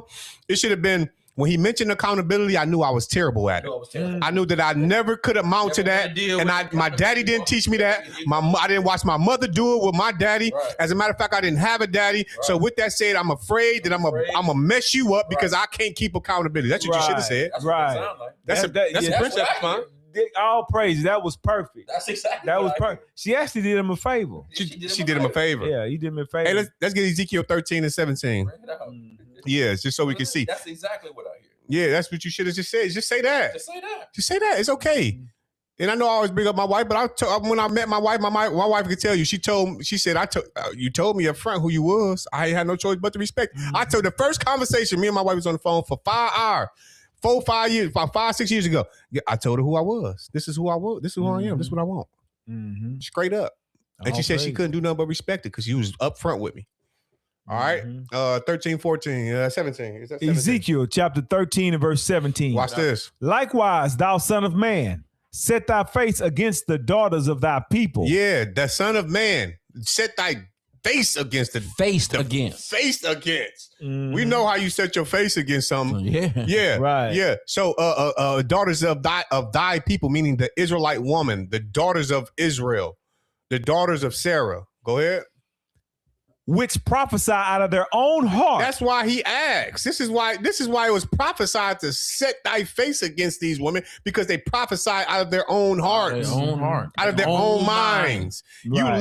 You literally bleed every month. Right. You literally don't know what you want to eat. I ask you what you want to eat. I don't know. You don't know. You have no clue. It takes for a man to teach you and show you or a woman, a real woman, to teach you and show you, and a man to give you structure, etc. So how the hell could you in any wise prophesy? In any wise? Now, there was some women that prophesied. There was some holy women. There was some God-fearing women. My wife, read about a few of them, and all praise be to the Creator. But it says, which prophesy out of their own heart. That's what you got to stop doing, sisters. Right. Stop using your own mind to come up with these goofy ideologies. Please. It's stupid, man. It's dumb. It sounds stupid. You don't even understand how stupid you sound. Right. But you got to stop. It doesn't move us forward as a people. And it didn't make brothers like my brother here that got sons, and I got sons. Right. Me too. My son said Aaron, he ain't even dealing with no woman. Right. He said Good. It's zero. Wait. Like right. It's zero. Right. Don't just wait. And don't choose under, because I told my kids, like, when you go to school, the only thing that separates you from picking the wrong person at this school is a zip code. That's it. Right.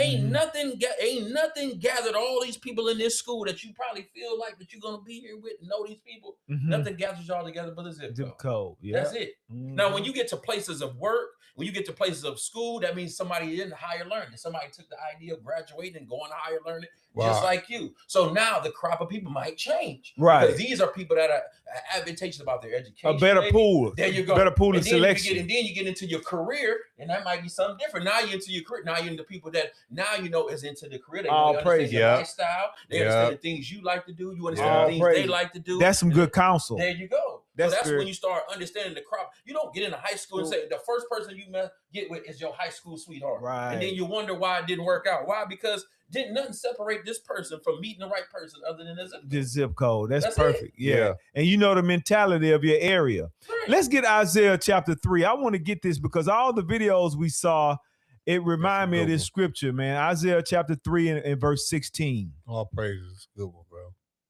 Yeah. All praises, man. Yeah, that's a real good one. Isaiah chapter 3 and verse 16. I'm sorry. I got it. Okay. Isaiah chapter 3 and verse 16. Moreover, the Lord saith, because the daughters of Zion are haughty. All those sisters you saw had a haughty spirit on them. They thought attitude was cute. Right. A haughty means proud, arrogant, superior in a disdainful manner. The things they were saying, they were proud to say they don't need a man. Right. Yeah. They were proud to say that's a haughty spirit. She said it with her chest. Knowing that the family structure, that's generational wealth. That's the family structure is everything in society. Right. Literally. That's what the Most High God created, man and woman. Read. And walk with stretched forth necks. That's all that attitude she had. Right. She stretched that neck out and moved it. That's that haughty spirit. Right. She walked with a stretched forth neck. Read. And wanton eyes. And she had them lashes on, blinking, Right. talking with all that pride. Read. Walking and mincing as they go, and making a tingling with their feet. They popping them flip-flops on their feet. She popping and walking them flip-flops. They got a thing on Instagram where the woman turned to the side and pat her head and start walking a certain way. Did you see that? I seen that. That's what that is. That's that haughty spirit or whatever she got going on. But the Most High God said He's gonna smite the crown of them. There you go. That's your alopecia. Right. Yeah. That's why she hiding up under that That Brazil- wig. She hiding up under that. That little, that little, what's that thing? Yeah. The little, with the baby hair? What do you call it? Yeah, whatever it is. You got the baby hair all in your Right. head, and that ain't even your real baby hair. Yeah, he on the You smite. bought that. Yeah, they bought that. Verse 17. Therefore, the Lord will smite with the scab the crown of the head of the daughters of Zion. That's your alopecia right there. See, the Most High God got a sense of humor. Since you acting and behaving that way, I'm gonna make you look like a bald-headed duck. Right. Yeah. You see what I'm saying? Right. You want to be walking and behaving like that? Go on. Read. Yeah. And will discover their secret parts. Now you're gonna find out their secret parts is the area got a stench to it as you read Right. down. He said he gonna make it stink down there. Yeah. Read. That's a fact.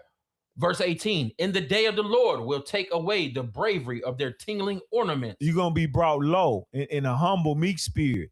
That after you done live this destructive lifestyle, and now they standing in front of the shelter when 15 years ago she thought she was too much. Right. Now you've been brought very low. You've been brought low. Read. About their feet and their coils and their round tires like the moon. So now you got to go get a BBL. Right. He said round tires like the moon. You used to Yeah. be shapely. Yeah. He said he gonna take that away from Yeah, you. you ain't like that no more. You Yeah. ain't built like a palace. ain't built like You a ain't built- palace. You ain't no built more. like a brick Yeah. house no more. You got to go to Dr. Miami now. Yeah, you built upside down by mistake. Yeah. God, yeah. SpongeBob SquarePants.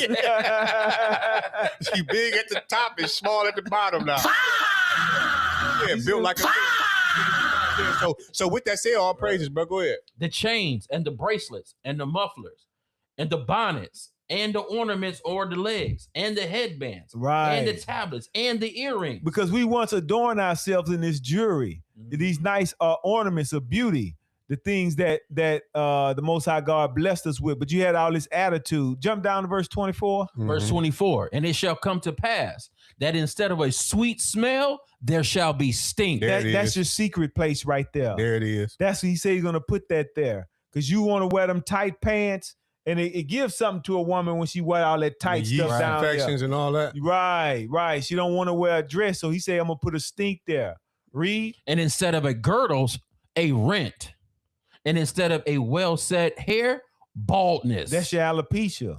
And a lot of you sisters are, I know you're ashamed of it, and but this is a part of having all that attitude. Right. Yeah, but All attitude and no gratitude. No with shame comes covering. Right. Covering. That's right. That's So, right. yeah. That's right. So You know, better- all women should yeah, be she chaste, ashamed man. of We it. talk about that a lot of times. You shouldn't want to be. That's the opposite of haughty. You should want to cover up. You should want to be like my brother said, Modest. seen and not heard. Right. Modest apparel. Like you want to be like I don't like women that like to, even when you meet brothers and stuff, like or even with us, we are our sisters and our wives. We be right there, like, but we still deal with the brothers. But it's like still a respect for your wife. Like these brothers' wives, they be talking all in the. I don't like a chatty wife, bro. Yeah. I don't like a chatty wife that want to come sit with the men all the time. I don't like men that like to go sit with a bunch of women. All bro, over why there. you going over chatting over there with the women? Don't sit amongst a bunch of women. Come sit with the brothers over here. So it's like these type of spirits there. We got to correct those spirits, man. And I want to get 25 and 26 too. Verse 25. Oh, let me finish. Verse 24. Let me finish. Yeah. And instead of a stomacher, a girdling and a sackcloth, and a burning instead of beauty. Wow. You hear that? Because the sisters had all that attitude. And look at what this is going to do to our nation and to our people. Verse 25. Verse 25. Thy men shall fall by the sword. And when the men fall by the sword, that's how we're easily conquered. Yeah. No defense. No man, where there no hedge is, right. The structure is spoiled. Right. A hedge is supposed to be protection. The men are falling. So what's going to happen to our nation? We're going to lose. We become read. And the man shall fall by the sword, and thy mighty in war. Mighty in war. So we fell by the sword, and it says their gates shall lament and mourn. The gates is what protect and uphold. Right. So there's no judgment. There's no one to teach your young men. You left to raise the male child by yourself. And he's gonna come to an age where he's gonna be thick in a bull. Yeah. You ain't gonna be able to handle him no more. To handle him no more. And there's no men, no leadership there. And what you think he's gonna do? Because Esau got a place where he can hide them for a long time. He gonna come out and having gray hairs like me. Right. Yeah. He gonna come out of that place, been sitting there so long. So long. You know, so. Yep. Let me read that verse 26. I know you wanted it. And the gates shall lament and mourn. And they shall be, and she, being desolate, shall sit upon the ground. Right. That's twofold. That's us as a nation, and you being brought very low. No husband, no hedge of protection. There you go. Sitting desolate on the ground. Because a woman needs provision and protection, y'all. And if you ain't got provision and protection, like my brother said, where no protection is, or no possession is spoiled. Because the provision and the protection is the hedge. It's the husband. That's right. That's the covering. That's your hedge. So for you to say you don't need a man, you're saying you don't want provision and you don't want protection. Right. That's what you're literally saying when you say you don't need a man. Mm-hmm. Okay. Because you can have a couple dollars. Right. You can get a couple dollars out of it. They pay them. They pay them real well. Mm-hmm. So you can get a couple dollars, but provision is way more than, I would rather provision than somebody just we're working like going 50-50. I want a man that provides more than just money. Yeah, bro. He provides a sense of life, routine for my children. He trained them up in the right way. Right. He raised our family in the right way. He's guiding our house. Bring structure to the home. Accountability. She said that like that's a bad thing. Holding the kids accountable for their actions. What's wrong with that? Teaching them consequences to their actions. To their actions. Right. What scripture is that? That's So a fact. These are the things that we talking about. So when we hear these things coming out of our sisters and our brothers, well, sisters in particular for this way, because we're the ones we've been listening to it. It's been none but sisters. But in this case, this is what we're saying. So when we talk about these calamities that come upon our people, remember, y'all, like we just said, the curses have been poured on all our people. Right. We're seeing it before us right now. When we're seeing it right here in these videos, we're seeing how our people feel about each other. Mm-hmm. There's no love. You see any love in that in her speech? No love. Did you Hatred. see any love in that speech, bro? Tearing down. I didn't see no love in her speech. Yeah. And we're supposed to be loving one another, preferring one another. But we're showing love by rebuking our sister, correcting her, showing what the correct approach should be, bringing solutions to our people. Because the only thing gonna really bring the solutions, y'all, is these scriptures, these laws. That's what we're talking about. These laws. Yep. Hey, real quick, let me get that Sirach 22:10. Sirach 22:10, and then we can go to the next video. Try to get through these videos for y'all. All praise, man. Add a Y in the chat said, Abba. I add a YY. Hi, baby. Sirach chapter 22 and verse 10. But children being haughty. But children being haughty. This is what the women are raising right now. This is the same 4 women that we looked at right there, or the 5 or 6 women we seen. This is how they raise these women, these children. They're raising these type of children right here. But children being what? Being haughty. Through what? Through disdain and want of nurture. And through disdain and want of nurture. Through disdain. Through disdain is through much disrespect. And through and want of nurture, obviously you're not at home doing what you're supposed to do to raise these type of women. I mean, children. Right. They want of nurture. You can't even You talk about you don't need a man. It's already hard for you, sis. You can't even nurture the boys that you're supposed to nurture. You can't even nurture the children that you're supposed to nurture. And when we say nurture, we ain't talking about just giving them the breast or giving them some powdered milk and sending them on their way. No, we're talking about nurturing them. You can't nurture them because you wasn't nurtured. Right. Just setting them in front of the TV or giving them the iPad. Yeah. That ain't nurturing. They ain't nurturing. Set them in here you go.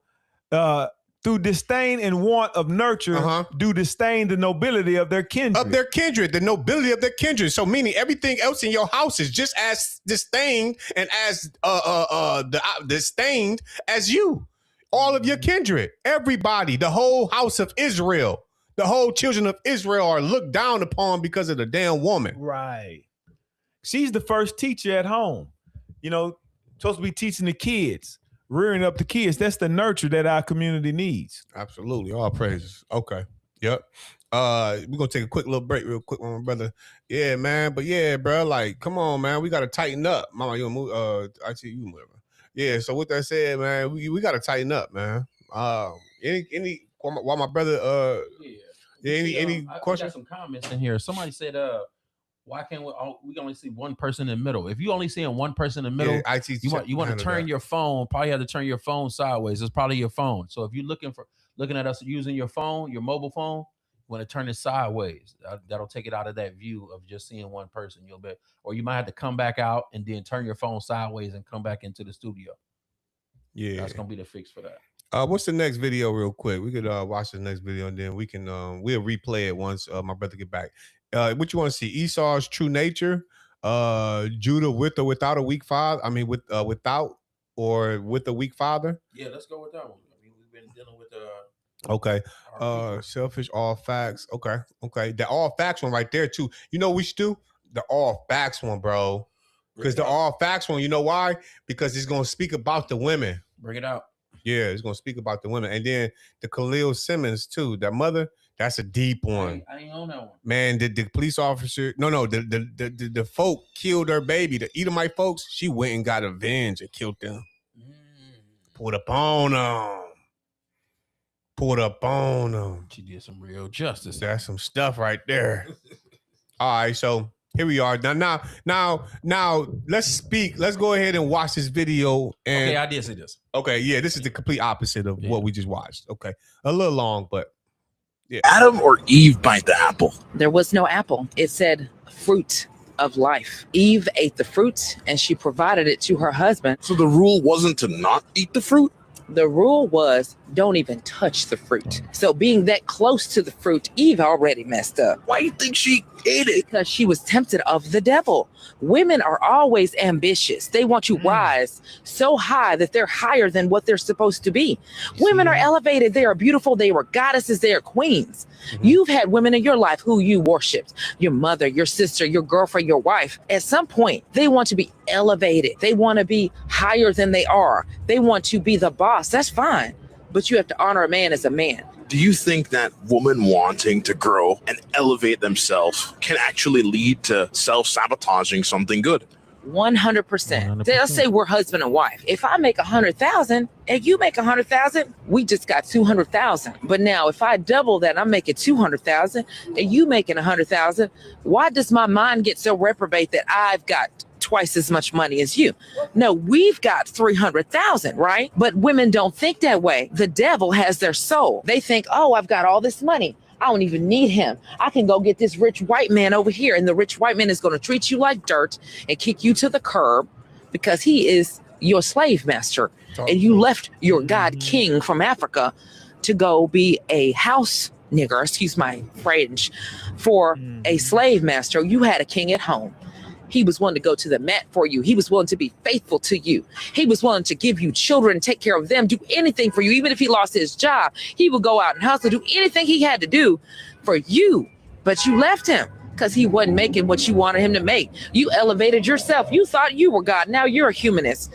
And you done left your man in the dust. And you wonder why you so miserable. And you wonder why your children is out in the streets doing all kind of dirt. And you wonder why they'd rather live with their daddy than you.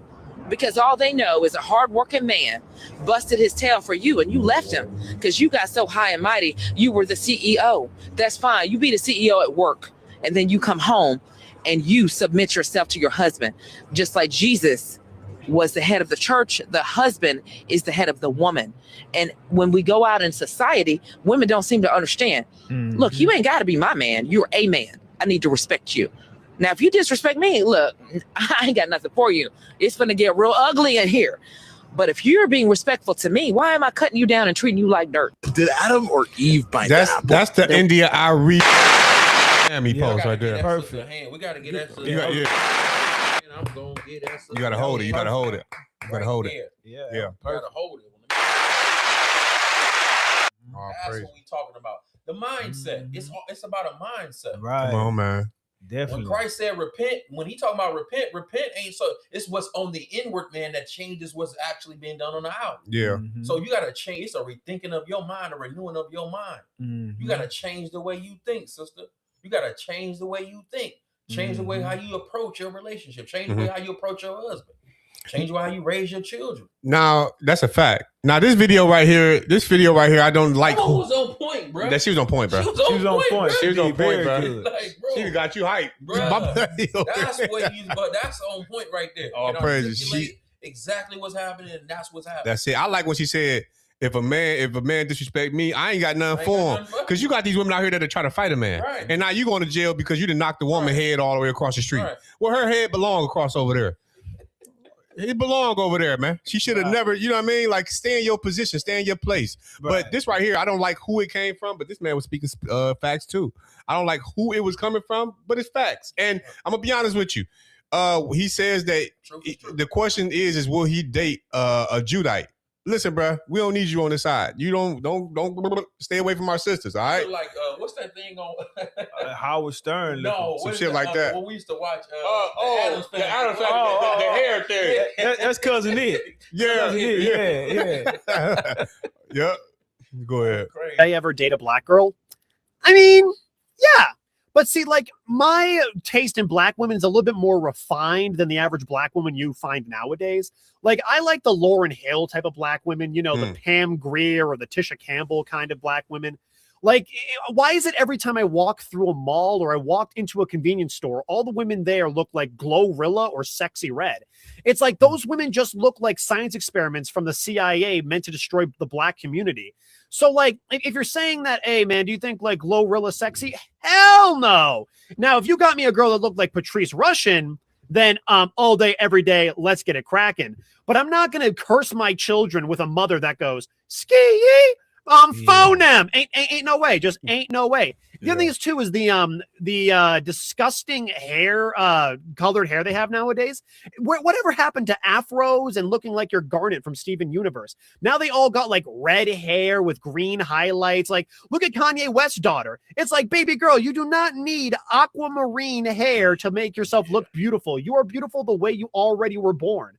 I don't need no girl to look like Hasanu Miku. Oh my gosh, bro.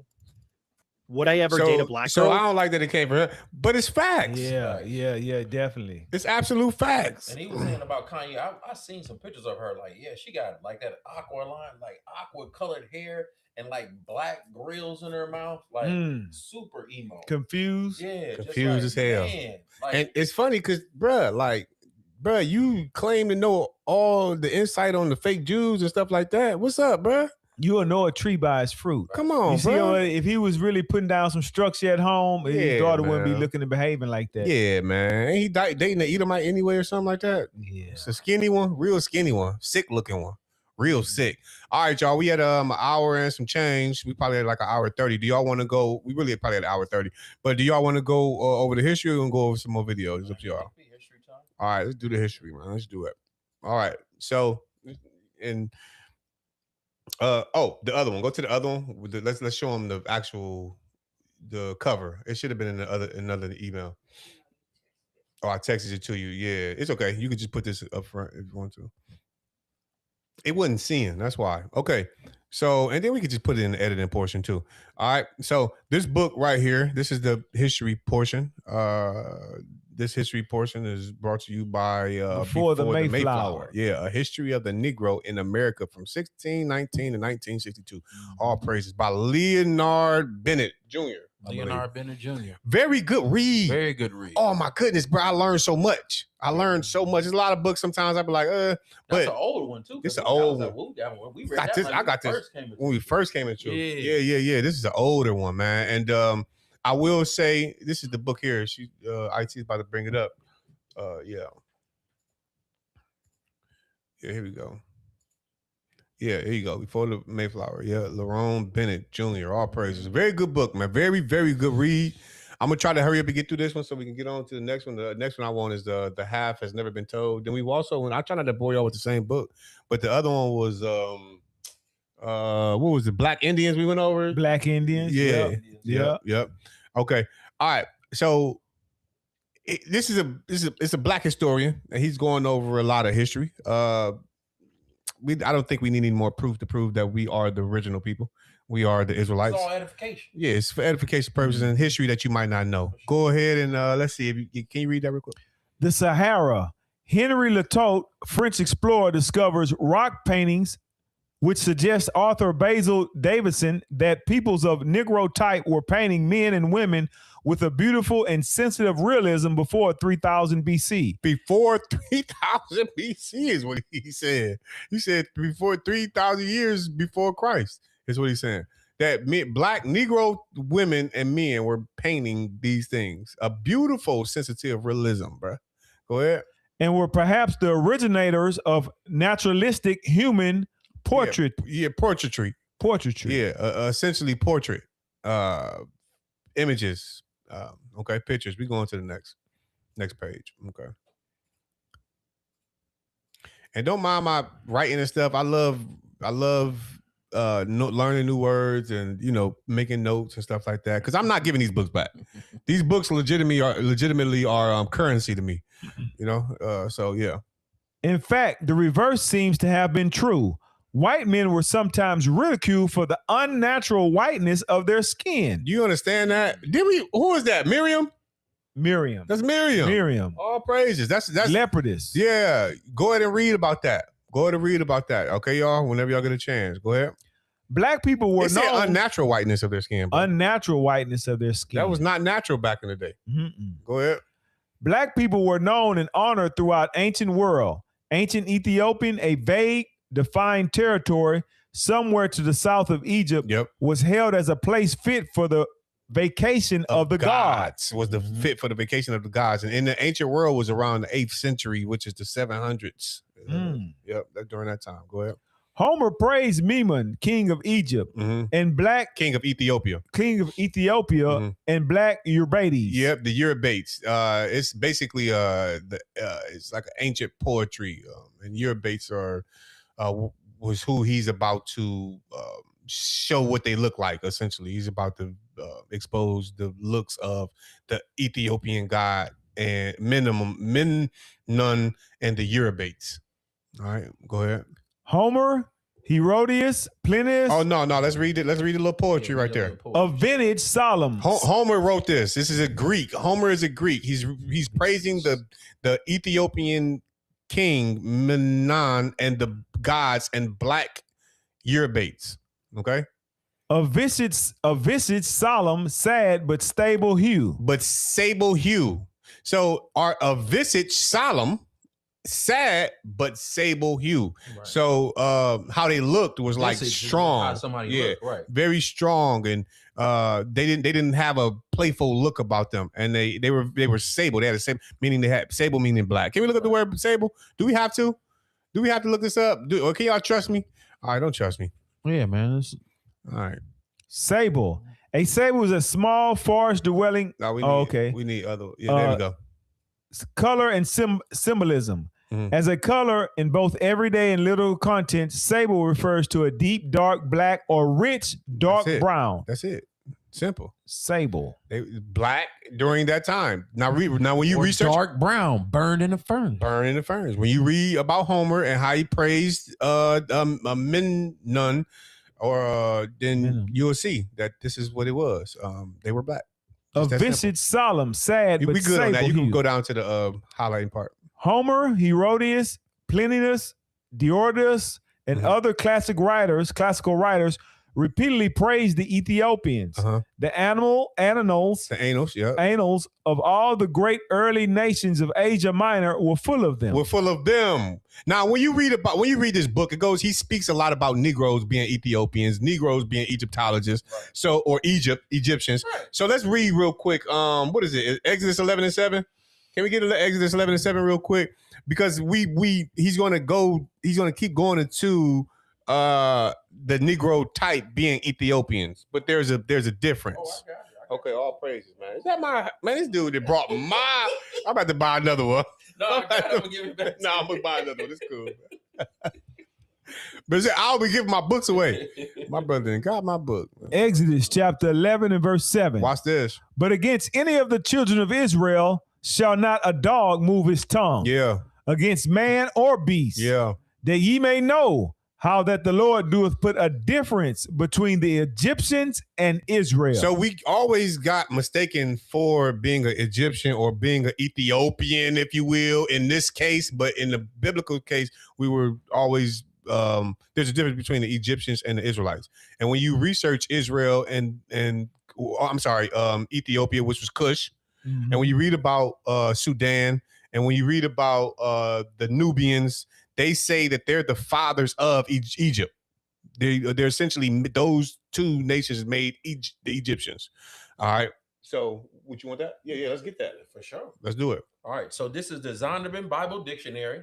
Put that in front of the camera too, so we can see that one. If you want to get a copy of that for yourself, we're gonna edit it in, so you can definitely get it. Yeah. But what I'm reading to you is the definition of the word Ham. Mm-hmm. Now, this is Ham. It says the youngest son of Noah, probably born about 96 years before the flood, and one of the 8 persons to live through the flood. He became the progenitor, meaning the father of the dark races. The dark races. Watch this. Not the Negroes. But not the Negroes. The dark races, but not the Negroes. Why does this make sense? Why do we need to bring this up? We need to show you that there's a difference between Egyptians, Ethiopians, Nubians, and Israelites. There's a difference. We're the Negroes. We're the Israelites. The Negroes are the Israelites. This is about to tell you who it is. Watch. Dark races, not the Negroes, but the Egyptians, Ethiopians, Libyans, Canaanites. These have been. These are all the Africans. These are the so-called Africans that are known to be a dark people. All right, let's go back to that book. But we're the difference. There's a difference between the two. So Mr. Lerone Bennett does show this. However, he goes a little too far into us being Ethiopians, and we're not, or Egyptians. So sometimes he'll make reference to Ethiopians, sometimes he'll make reference to Negroes. All right, you can read where it says Lady Flora. Lady Flora Louise Lagarde writes, the Mosaic Record. The Mosaic Records is what? What's the Mosaic Records? Mosaic Records. All right. All right. We know what Mosaic Records is. Come on, watch this. The Mosaic Records allude to them frequently. But the Negroes, the black people. We ain't gonna skip over that part. What was the subject matter that we just read about? Look at all the highlighted part and all the pin marks that I made up there. It was talking about a sable hue. It was talking about the ancient world was black as hell. Minim was black. The black Eurobates. Guess what? Then we get to Lady Flora Louise Lagarde writes, and I'm gonna tell you who Lady Flora is too. By the way, the Mosaic Records allude to them frequently. Now guess who Laura is, y'all? Guess who Lady Flora is? Who is Lady Flora? Lady Flora is the woman. Okay, so it's not. I don't know if it's true or not, but some sources say that she was a concubine. Some say that she wasn't. Okay. But she married. She was essentially the one who named Nigeria. That's Lady Flora, the one that named Nigeria. Niger area. Nigger area. That's what it means. That's what Nigeria means. Black area. Niger just means black. Niger area. So this is who's talking right here. So if anybody knows, I'm sure she knows. Okay, go ahead. The Mosaic Records allude to them frequently, but while they are described as the most powerful, most just, and the most beautiful of the human race, who she talking about? Who is she talking about? She talking about them black folks, them Negroes. Because she named Nigeria. Go ahead. They are constantly spoken of as black. Oh, can I get can we get a horn on that boy? Oh, bro. Lady Flora Louise Lagarde writes, the Mosaic Records allude to them frequently, But while they are described as the most powerful, the most just, and the most beautiful of the human race, they are constantly spoken of as black. Boom. And there seems to be no other conclusion to be drawn. Ain't nothing else to talk about is what she's saying. I'm tired. She's saying, I'm tired of all these dang on historians trying to make it seem, because listen, this is what a lot of a lot of Edomites do. Excuse me. They'll literally, we read it last week in Maccabees, how they laid open the book of the law, Right. excuse me, and liked it and sought to paint their likeness of their images. Likeness of their image. Thank you. That's what they do. They build towns on top of towns. If the town was too flagrant, it was too big, it was too much in history that it literally go against their propaganda, they'll build a town on top of it. Hey, what town is that? What's this book up here? That book before Central Park. Oh, that's another book. Central Park is literally built on top of a city that we built. I heard, yeah. Facts. Okay. Yep. Go ahead, bro. Then that a remote period of history, the leading race was of the Western world was a black race. Do y'all see that? Now I'm gonna go back up real quick. Go back up. Watch this. It says that at the remote period of history, the leading race of the Western world was a black race. It's simple, bro. This ain't hard. This is all you gotta do is just read a little bit. Oh, if you think that I jumped from here to there to that, it ain't no way you could do that. There's no way you could do that because the word Negro is mentioned 100 times in this book. You have to literally read the whole book. Right. All right, go ahead. A study of skulls provides additional evidence. Scholars who examined some 800 skulls of the pre-dynastic Egyptians found that at least 1/3 of them. The pre-dynastic Egyptians. The pre-dynastic Egyptians is the Egyptians before. Is the pre-dynastic. It's before Egyptians. Before the dynasty of the Egyptians. Thank you. Go ahead. Aimed some 800 skulls of the pre-dynamic Egyptians found that at least 1/3 of them were definitely Negroid. And now who is that? Who is that? That's the Israelites, bro. We ain't gonna get it twisted. The difference between the people. Thank you. Those are the Israelites. Between the Israelites and the Egyptians. He just made a difference between the two right there.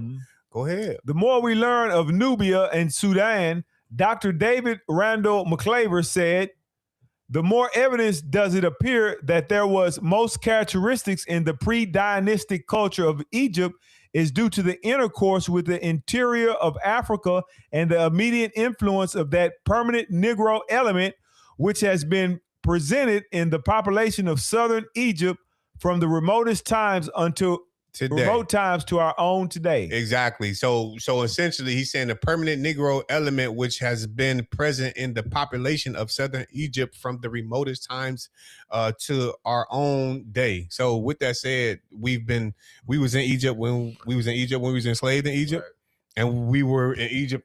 There was times that we tried to run before then. Times we tried to run into Egypt. Like, it's just facts, bro. It's just, what else we need to bring up, bro? Come on. When Christ left, when he fled Herod for persecution, they were trying to kill the firstborn.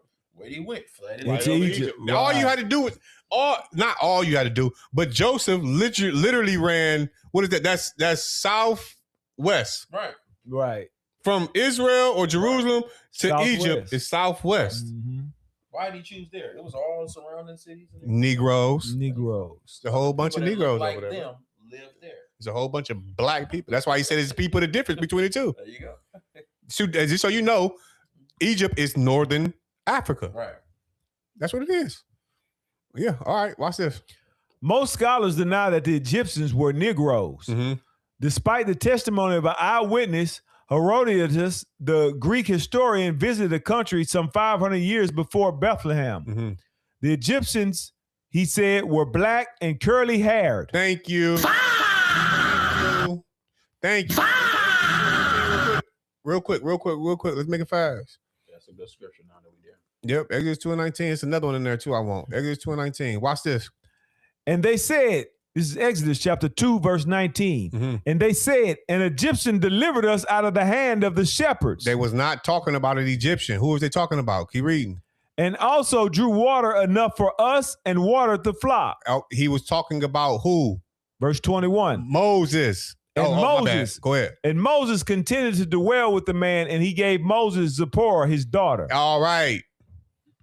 The Egyptian was Moses. Yes. Go back to that picture real quick. I want to see my reference. All right. Exodus 4:6. Real quick. Exodus 4 and 6. Watch this. It's the same thing. So Moses was mistaken for Israelite. Watch this. Exodus chapter 4, verse 6. Watch. And the Lord said furthermore unto him, put now thy hand into thy bosom. Oh, so ID. So the Egyptians really ain't white. So no matter what the Charleston Heston. Yeah. Right. No matter what the movie say, the Egyptians wasn't white. They wasn't white. Right. Oh, okay. Yeah. All right. Go ahead. And he put his hand into his bosom. Yep. This day, because the creator was showing him the power. He was showing him. Christ was saying, man, put your hand in. He put his hand in his bosom. Christ said, put your hand in, meaning put your hand in your cloak, in your shirt. That's what he put his hand in. Go ahead. And when he took it out, behold, his hand was leopardous as snow. So his hand was white as snow when he pulled his hand out. So I know Moses probably was like, what the? Read. Right. And he said, put thy hand into thy bosom again. Did he put it back in there? And he put his hand into his bosom again. And plucked it out of his bosom. And behold, it was turned again as his other flesh. Okay, so if he put his hand in his bosom the first time and it came out white as snow, then What's he the put opposite of black? What's Thank the you. other? Right. So he put his hand back in his bosom and he plucked it back out, Right. and his hand was his original color. What was his original color? Right. It's simple. It said other. Come on, man. Come on, let's do it. Hey, let's go ahead. We could do Acts 21 later. Acts 21:38 just suggests and it shows you that Paul was mistaken as an Egyptian too. Right. Go ahead, bro. Just read that highlighted part. That's all we need. Black people's taught on the pyramids. Now watch this. First Maccabees 13. This is when Mattathias passed away. This was a custom. This is how you know we were the ones in Egypt that did this thing. This was a custom of our people. Mattathias passed away, y'all. And then when Mattathias passed away, if I'm not mistaken, Jonathan or Simon took over. I think it was Jonathan because I think Simon came after him because Simon did the same thing for Jonathan. But Jonathan ended up making what do you think he made for his father? Watch. Verse 28. Verse 28. No, read 27. 27. Watch this. Simon also built a monument upon the sepulchre of his father and his brethren and raised it aloft to the sight. Yep. When hewn stone behind and before. Now you heard that with these type of stones. Read 28. Moreover, he set up 7 pyramids. What did he build? Moreover, he set up 7 pyramids. What did he build? 7 pyramids. He built 7 pyramids. This was natural to us, man. We did that. That's us, man. Read. One against another. For his father and his mother and 4 brethren. And his 4 brothers, because Mattathias had 5 sons, and Jonathan built it, and it was 4 brethren. Go ahead. And in these he made a cunning device. Yeah, because I don't know how these pyramids were made. I don't know how. There's no way you can make this. It had to be aliens. Right. Stop taking away what we did, bro. Right. Come on, man. So it was us that did that. All right, that's it. But it says armor for a perpetual memory too, though. Don't get it twisted, y'all. That's a perpetual memory. That's what we did that. Yeah, it was us. Now, them 2 different time frames, but my point is we have the understanding and the knowledge to make the pyramids. To make pyramids. It's simple. Read. The Aksumite king reached the height of its power in the 5th century. The 5th century is the years 400s, all the way from 400 to 499. When Christianity became the official religion. With the rise of Islam. That's during the Saharan slave trade.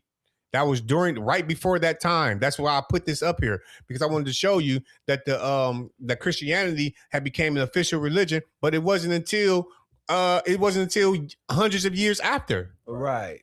It wasn't until hundreds of years after. Right. Yeah, the 5th century. Go ahead. Right. With the rise of Islam, the Ethiopians of Axum were isolated and slept. Edward Gibbon You jump wrote, down to the highlighted part. During the early Christian era, Negroes were scattered to Oh, the 4 corners of the world. is that not what's?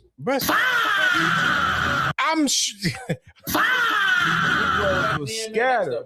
That's deep. This was eye opening, man. For sure. First coming into the truth, man. This is You something. never read nothing like this. No. Never read nothing like this that really put a distinction between black races, because we would think Egyptians, Yep. try to call us ancient Canaanites, Africans, all those different things, but Nubians. Put a distinction between Negroes Yes. and Africans. Yes. Because I never felt like I was an African. Yeah, they try to when I be looking over there, I'm like, man, motherland, not that type of land. Facts. That ain't the land that's flowing with milk and honey. That is not the land that the Lord promised us. But that when it was from Africa, that ain't. I don't feel that. And you know they try to make us seem like we was Nubians too. Right. Man, all praise be to the Creator, man. Hey, for the sake of time, we're not gonna read all the scriptures, but you can go to those scriptures that we wrote down: Deuteronomy 28:64, Deuteronomy 4:27, Deuteronomy James 1:1. That we were scattered. So whenever the Bible is talking about scattered, go down to the next page. Whenever the Bible speaks about Greeks, Gentiles, is because we were scattered. We were scattered. It had nothing to do with any other nation. Called Israelite then. Exactly. We were being called something else. Because remember, he said that he basically got rid of his people. Right. The Creator got rid of his people. So and then I think that was in Hosea or Amos. What is it? Yeah, he said, "You're not my people." All right, go ahead. If a Negro slave is appointed to rule you, Muhammad said, hear and obey him, though his head be like a dried grape. Now, I brought this out to show you that you Islamic brothers, you brothers in Islam, Muhammad had slaves. Muhammad not only had slaves, but guess what? Guess what happened? The Islam ran they call it, some call it sub-Saharan, other one call it trans-Saharan slave trade. That was from the northern middle part, the equator, not even the equator, because the equator is a little higher, but the middle parts of Africa up into the northern parts of Africa up into Europe. That was this transatlantic. And then when you go on the east coast of Africa, that was the Indian Ocean slave trade. And then when you go on to the the west coasts of Africa, then you have the transatlantic slave trade. Okay, so the slave trades pretty much cover all of Africa. Right. So you will wonder, well, what about Kenya? Because Kenya is on the east coast. Right. The East Coast is the Indian Ocean slave trade. They went into what's the sub-Saharan. Yeah, what was the Arabs took up all that because Ethiopia. What's some Arab countries over there? Iran. Iraq. Yeah, exactly. They went into those countries. Okay. So I just wanted to show you that you can read more in this book too. Egypt now is full of Arabs. That's all it was, because they migrated from over into what we call the Middle East from there to Africa. Right. Eritrea. How did my people used to Eritrea? Yeah, they full of that. Those people too. Yep. Okay, let's do it. The blacks are those who most detest injustice. Detest injustice. Yep. Their sultan never forgives anyone who has been guilty of it. Yeah. So the blacks are those who most detest injustice. We hated injustice, is what I wanted to point out right here. And I go over those scriptures whenever y'all get a chance. It shows that we always hated that thing. We always hated injustice. All right. That's the only reason I brought that out. And just for the sake of time, again, I'm not going to go over the whole thing. All praises. All right, let's go ahead. Youth from all over the Muslim world came to Timbuktu. Hey, listen. This right here is what I want. I want to show y'all something, because the Edomites love saying, "Oh man, they wasn't no civilization." Right. Yeah, we came. Westernized medicine has transformed the world. Exactly. Right. Medicine didn't ever exist. Every king you know, every king you know about, and every king you don't know about went to Timbuktu. Where you think our people was at? Timbuktu, Egypt, Sudan. Like, our people was over in these places, bro. These are our people. Go ahead. Youth from all over the Muslim world came to Timbuktu to study law, surgery at the University of Sankore. Sankore was a lot of historians don't call it University of Sankore. They like to get technical. It wasn't a university, not in the term of how we think of university today, but everybody still came to Timbuktu to study. Right. Scholars came from North Africa and Europe to confer with the learned historians and writers of the Black Empire. You hear that? You hear that? Yeah, the world came to learn from the Judites, from so-called Negroes, from so-called black people. Read. Essara, a Timbuktu intellectual who wrote the history of Sudan, said his brother came from Jina, from a cataract operation at the hands of a distinguished surgeon. That's a cataract operation during the time of Timbuktu. Can we look up when the time of Timbuktu was popping? when Timbuktu had. Just put it up. You look up University of Sankore. Yes, University of Sankore. S-A-N. K-O-R-E. Yeah, K-O-R-E. Yep. It was founded 989 CE and developed major university in the 14th century in 1300s. 1300 is when they were doing cataract surgery. 989 in the common era. Mm-hmm. Man. That cataract surgery was then. Cataract surgery. If I'm not mistaken, is that not the eye? That's the eye. That's right. Is that not doing surgery on the eye? They Right. can literally they was doing that. Do you know how technical that is? Come on, man. They do that with laser surgery now. Man, these dudes are doing that with their hands, bro. They came over there to learn. Go ahead, bro. He said his brother came from Jenin for a cataract operation at the hands of a distinguished surgeon. The operation, he said, was successful. S. Sadai incidentally had a private library of 1,600 volumes. 1,600 volumes. Guess what they did with them volumes? Probably they either hid it and put it in it. That's probably where they learned from. Right. They probably learned from these folk right here. Westernized medicine probably come from. A lot Come of on, this man. stuff. Go ahead. You better believe it. Askey, a liberal man who had several wives and 100 sons, and the last of whom was born when he was 90, was disrupted by the free and easy life of Timbuktu. Okay, so his life was disturbed by the free and easy life in Timbuktu. That's how easy the life was over there. Go ahead. He attempted, apparently without too much success, to curb the free intercourse between men and women. Yeah, that was some weird stuff he was on. Go ahead. Timbuktu and the civilization of which it was a flower decline in the 17th century, and the reign of the great Western Africa states came to an end. Yeah, 1600s. I wonder why it came to an end in the 1600s. What other date correlates with that? What other significant date correlate with the 1600s? The 17th century. 1619. Okay, all right. Go ahead. Why did Sudanese civilizations collapse? W.E. Du Bois says it fell before the Trihammer. Yeah, the Trifammer, blows of the two world's greatest religion, Islam and Christianity. Other students cite the difficulties of the defense in the open Sudanese savannah and the corrupting influence of the slave trade. Es Sadai, who wrote in the Tarqi es Sudan in the dying of the days of Songhai Empire, has advanced another reason: social dissolution. The people, he said, had grown fat and soft on luxury and good living. Ain't that how that saying go? Yeah, how that saying go? Hard times create strong men. Strong men create soft times. Soft time create soft men. Right. Yeah.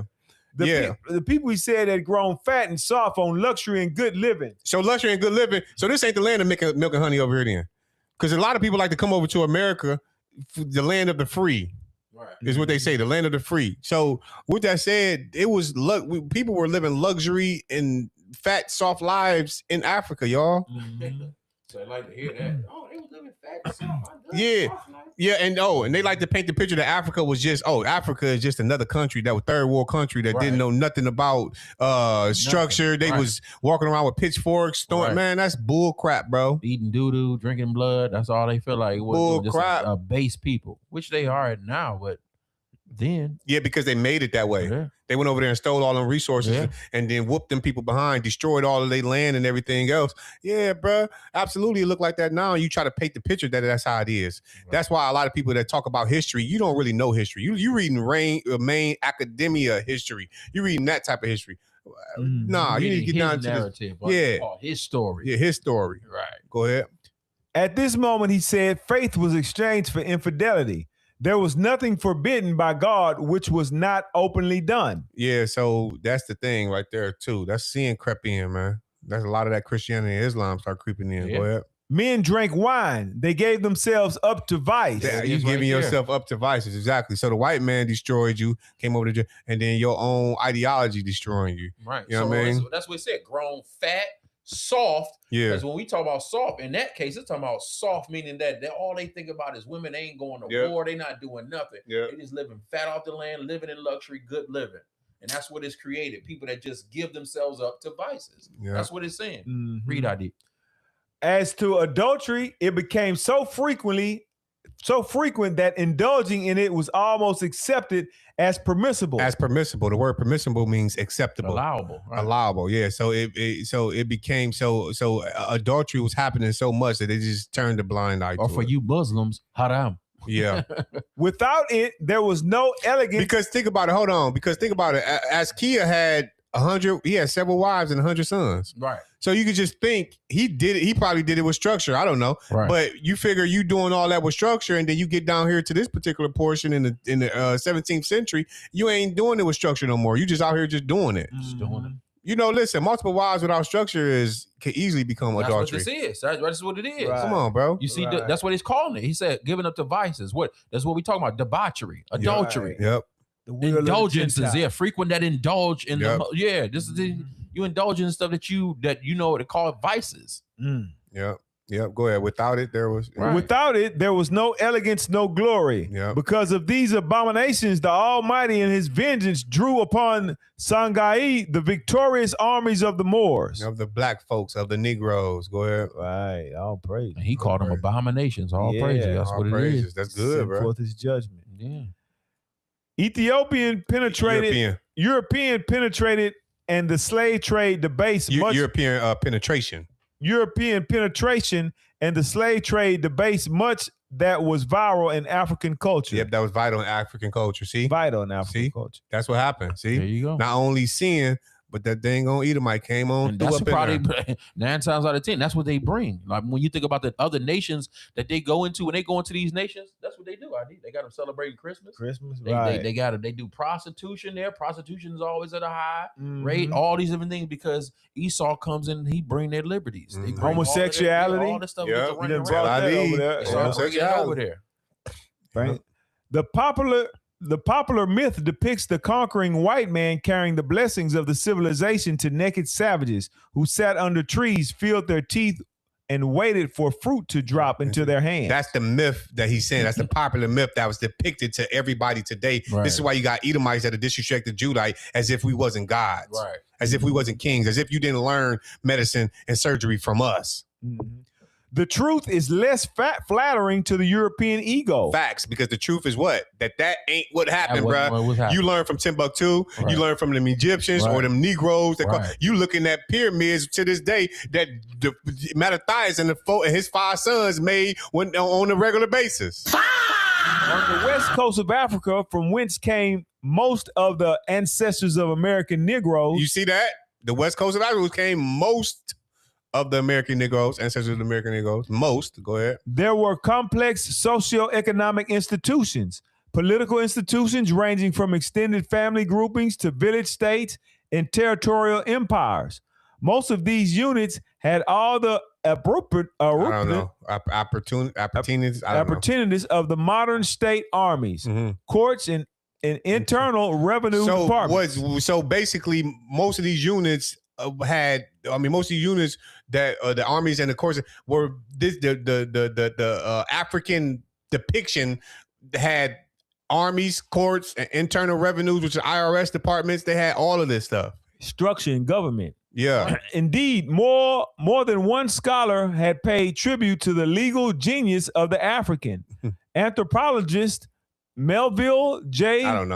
Heroicus said, of the areas inhabited by non-literate people, African exhibits the greatest incidence of complex governmental structures. Okay, so Africa was the greatest of all of the governmental structures. They learned from Africa probably, but guess what? The governmental structures and all these other things like surgery, etc., was learned by Esau from Judah. Right. Simple. Not even the kingdoms of Peru and Mexico could mobilize resources and concentrate power more effectively than could some of these African monarchies, which are more to be compared with Europe of the Middle Ages than refer to the common conception of the primitive state. Why? Because Europe of the Middle Ages, we already know who ran it. We did. We ran Europe during the Middle Ages or the Dark Ages. This is why I say it's African monarchs, which are more to be compared with Europe of Middle Ages than referred to as a common conception of the primitive state. Okay? That's it on that. All right. Well, that's just as much as I want to get y'all because with the time and stuff like that. Again, I like to jump from book to book when it comes to bringing out the history. Yeah, all praises. But yeah, man. Yeah, that's it. That's all I got. You got any closing scripture? You want to give a closing scripture? Yeah, man, that was real good. To see that they gave themselves up to vile affections and adultery. And then the Most High poured His judgment out on them. That's good. Yeah, that's righteousness. All praises be unto the Creator. A lot of good meat was in that book. That's a lot of good meat. Yeah, it's a lot, man. It's a lot, and man, it's all praises be unto the Creator. All praises be unto Him. Lord of Mayflower. Make sure you get in touch with that. We need to put that. Well, I don't know if we can put. Can we put that link in the chat for people want to buy it? Yeah, I think wife. Yeah, she can do that for sure. You want to get that book? You can buy it on very Amazon. Good read, very easy read. Aaron Bennett. I know if we got some women in the chat, y'all know what y'all like to do. Y'all use y'all Klarna, or y'all use y'all Afterpay. You can use it for books too. Y'all use it for all the other stuff y'all need. You can buy some books with it. Let's go to First Maccabees real quick. Closing scripture. First Maccabees 2:19, because I got to get to the story before the Shabbat come in. First Maccabees 2:19. Bring it out. First I want the whole. Maccabees. I want the whole everything. I want the whole chapter. Thank you. First Maccabees chapter 2 and verse 19. Mattathias is the father of the 5 sons. Read. Then Mattathias answered and spake with a loud voice. Now this is after the king came to them and said, "You got to keep my commandments over your God's commandments." As a matter of fact, if you keep your God's commandments, you'll die. Watch this. Though all the nations that are under the king's dominion obey him. This is the introduction of the Maccabean revolt. Read. And fall away everyone from the religion of their fathers and give consent to his commandments. So the king wanted everybody. As a matter of fact, the chief came to them and said, "You better make sure you keep the king's commandments opposed to your God's commandments." Go ahead. Yet will I and my sons and my brethren walk in the covenant of our fathers. He said, but hey, guess Mattathias said, but I'm walking in the covenant of my fathers. Read. God forbid that we should forsake the law and the ordinances. He said, God forbid. This is Psalm 78, 5 and 6. Go ahead. Absolutely not. Nah, it's not We happening. will not hearken to the king's words to go from one religion either on the right hand or the left. We ain't doing nothing else. We ain't going right or left. We going straight with this. Now watch this. He's saying this in the face of I forget what they called him. In the face of you'll see who they slew, whoever the dude slew. You'll see. Go ahead.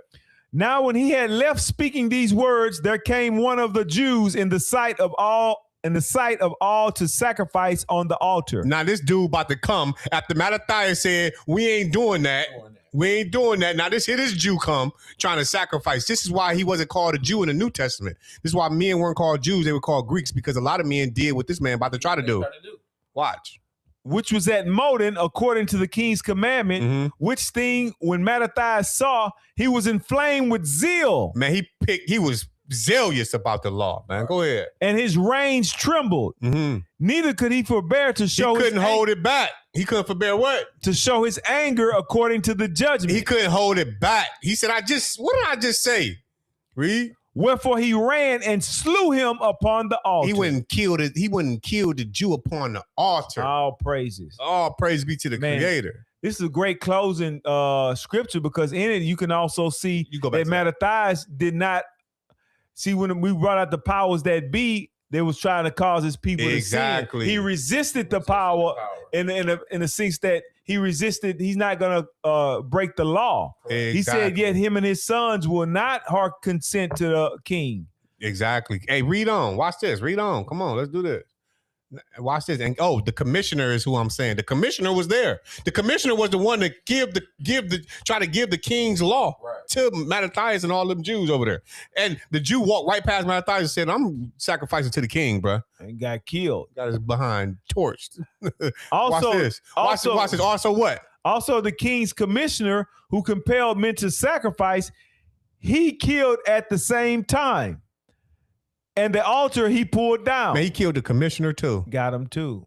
All He killed him and the commissioner. Watch this. But listen, y'all got to always remember, because a lot of you, New Testament Christians, but that's the Old Testament. Remember that it had to come from somewhere. This action just didn't come from anywhere. Right. This action had to come from somewhere. Watch, read. Verse 26. Thus dealt he zealously for the law of God, like as Phinehas did unto Zambri, the son of Salam. That's in Numbers chapter 25, verse 3. Let's go to Numbers 25 and 3. So we can see that Phinehas did the same thing for his people.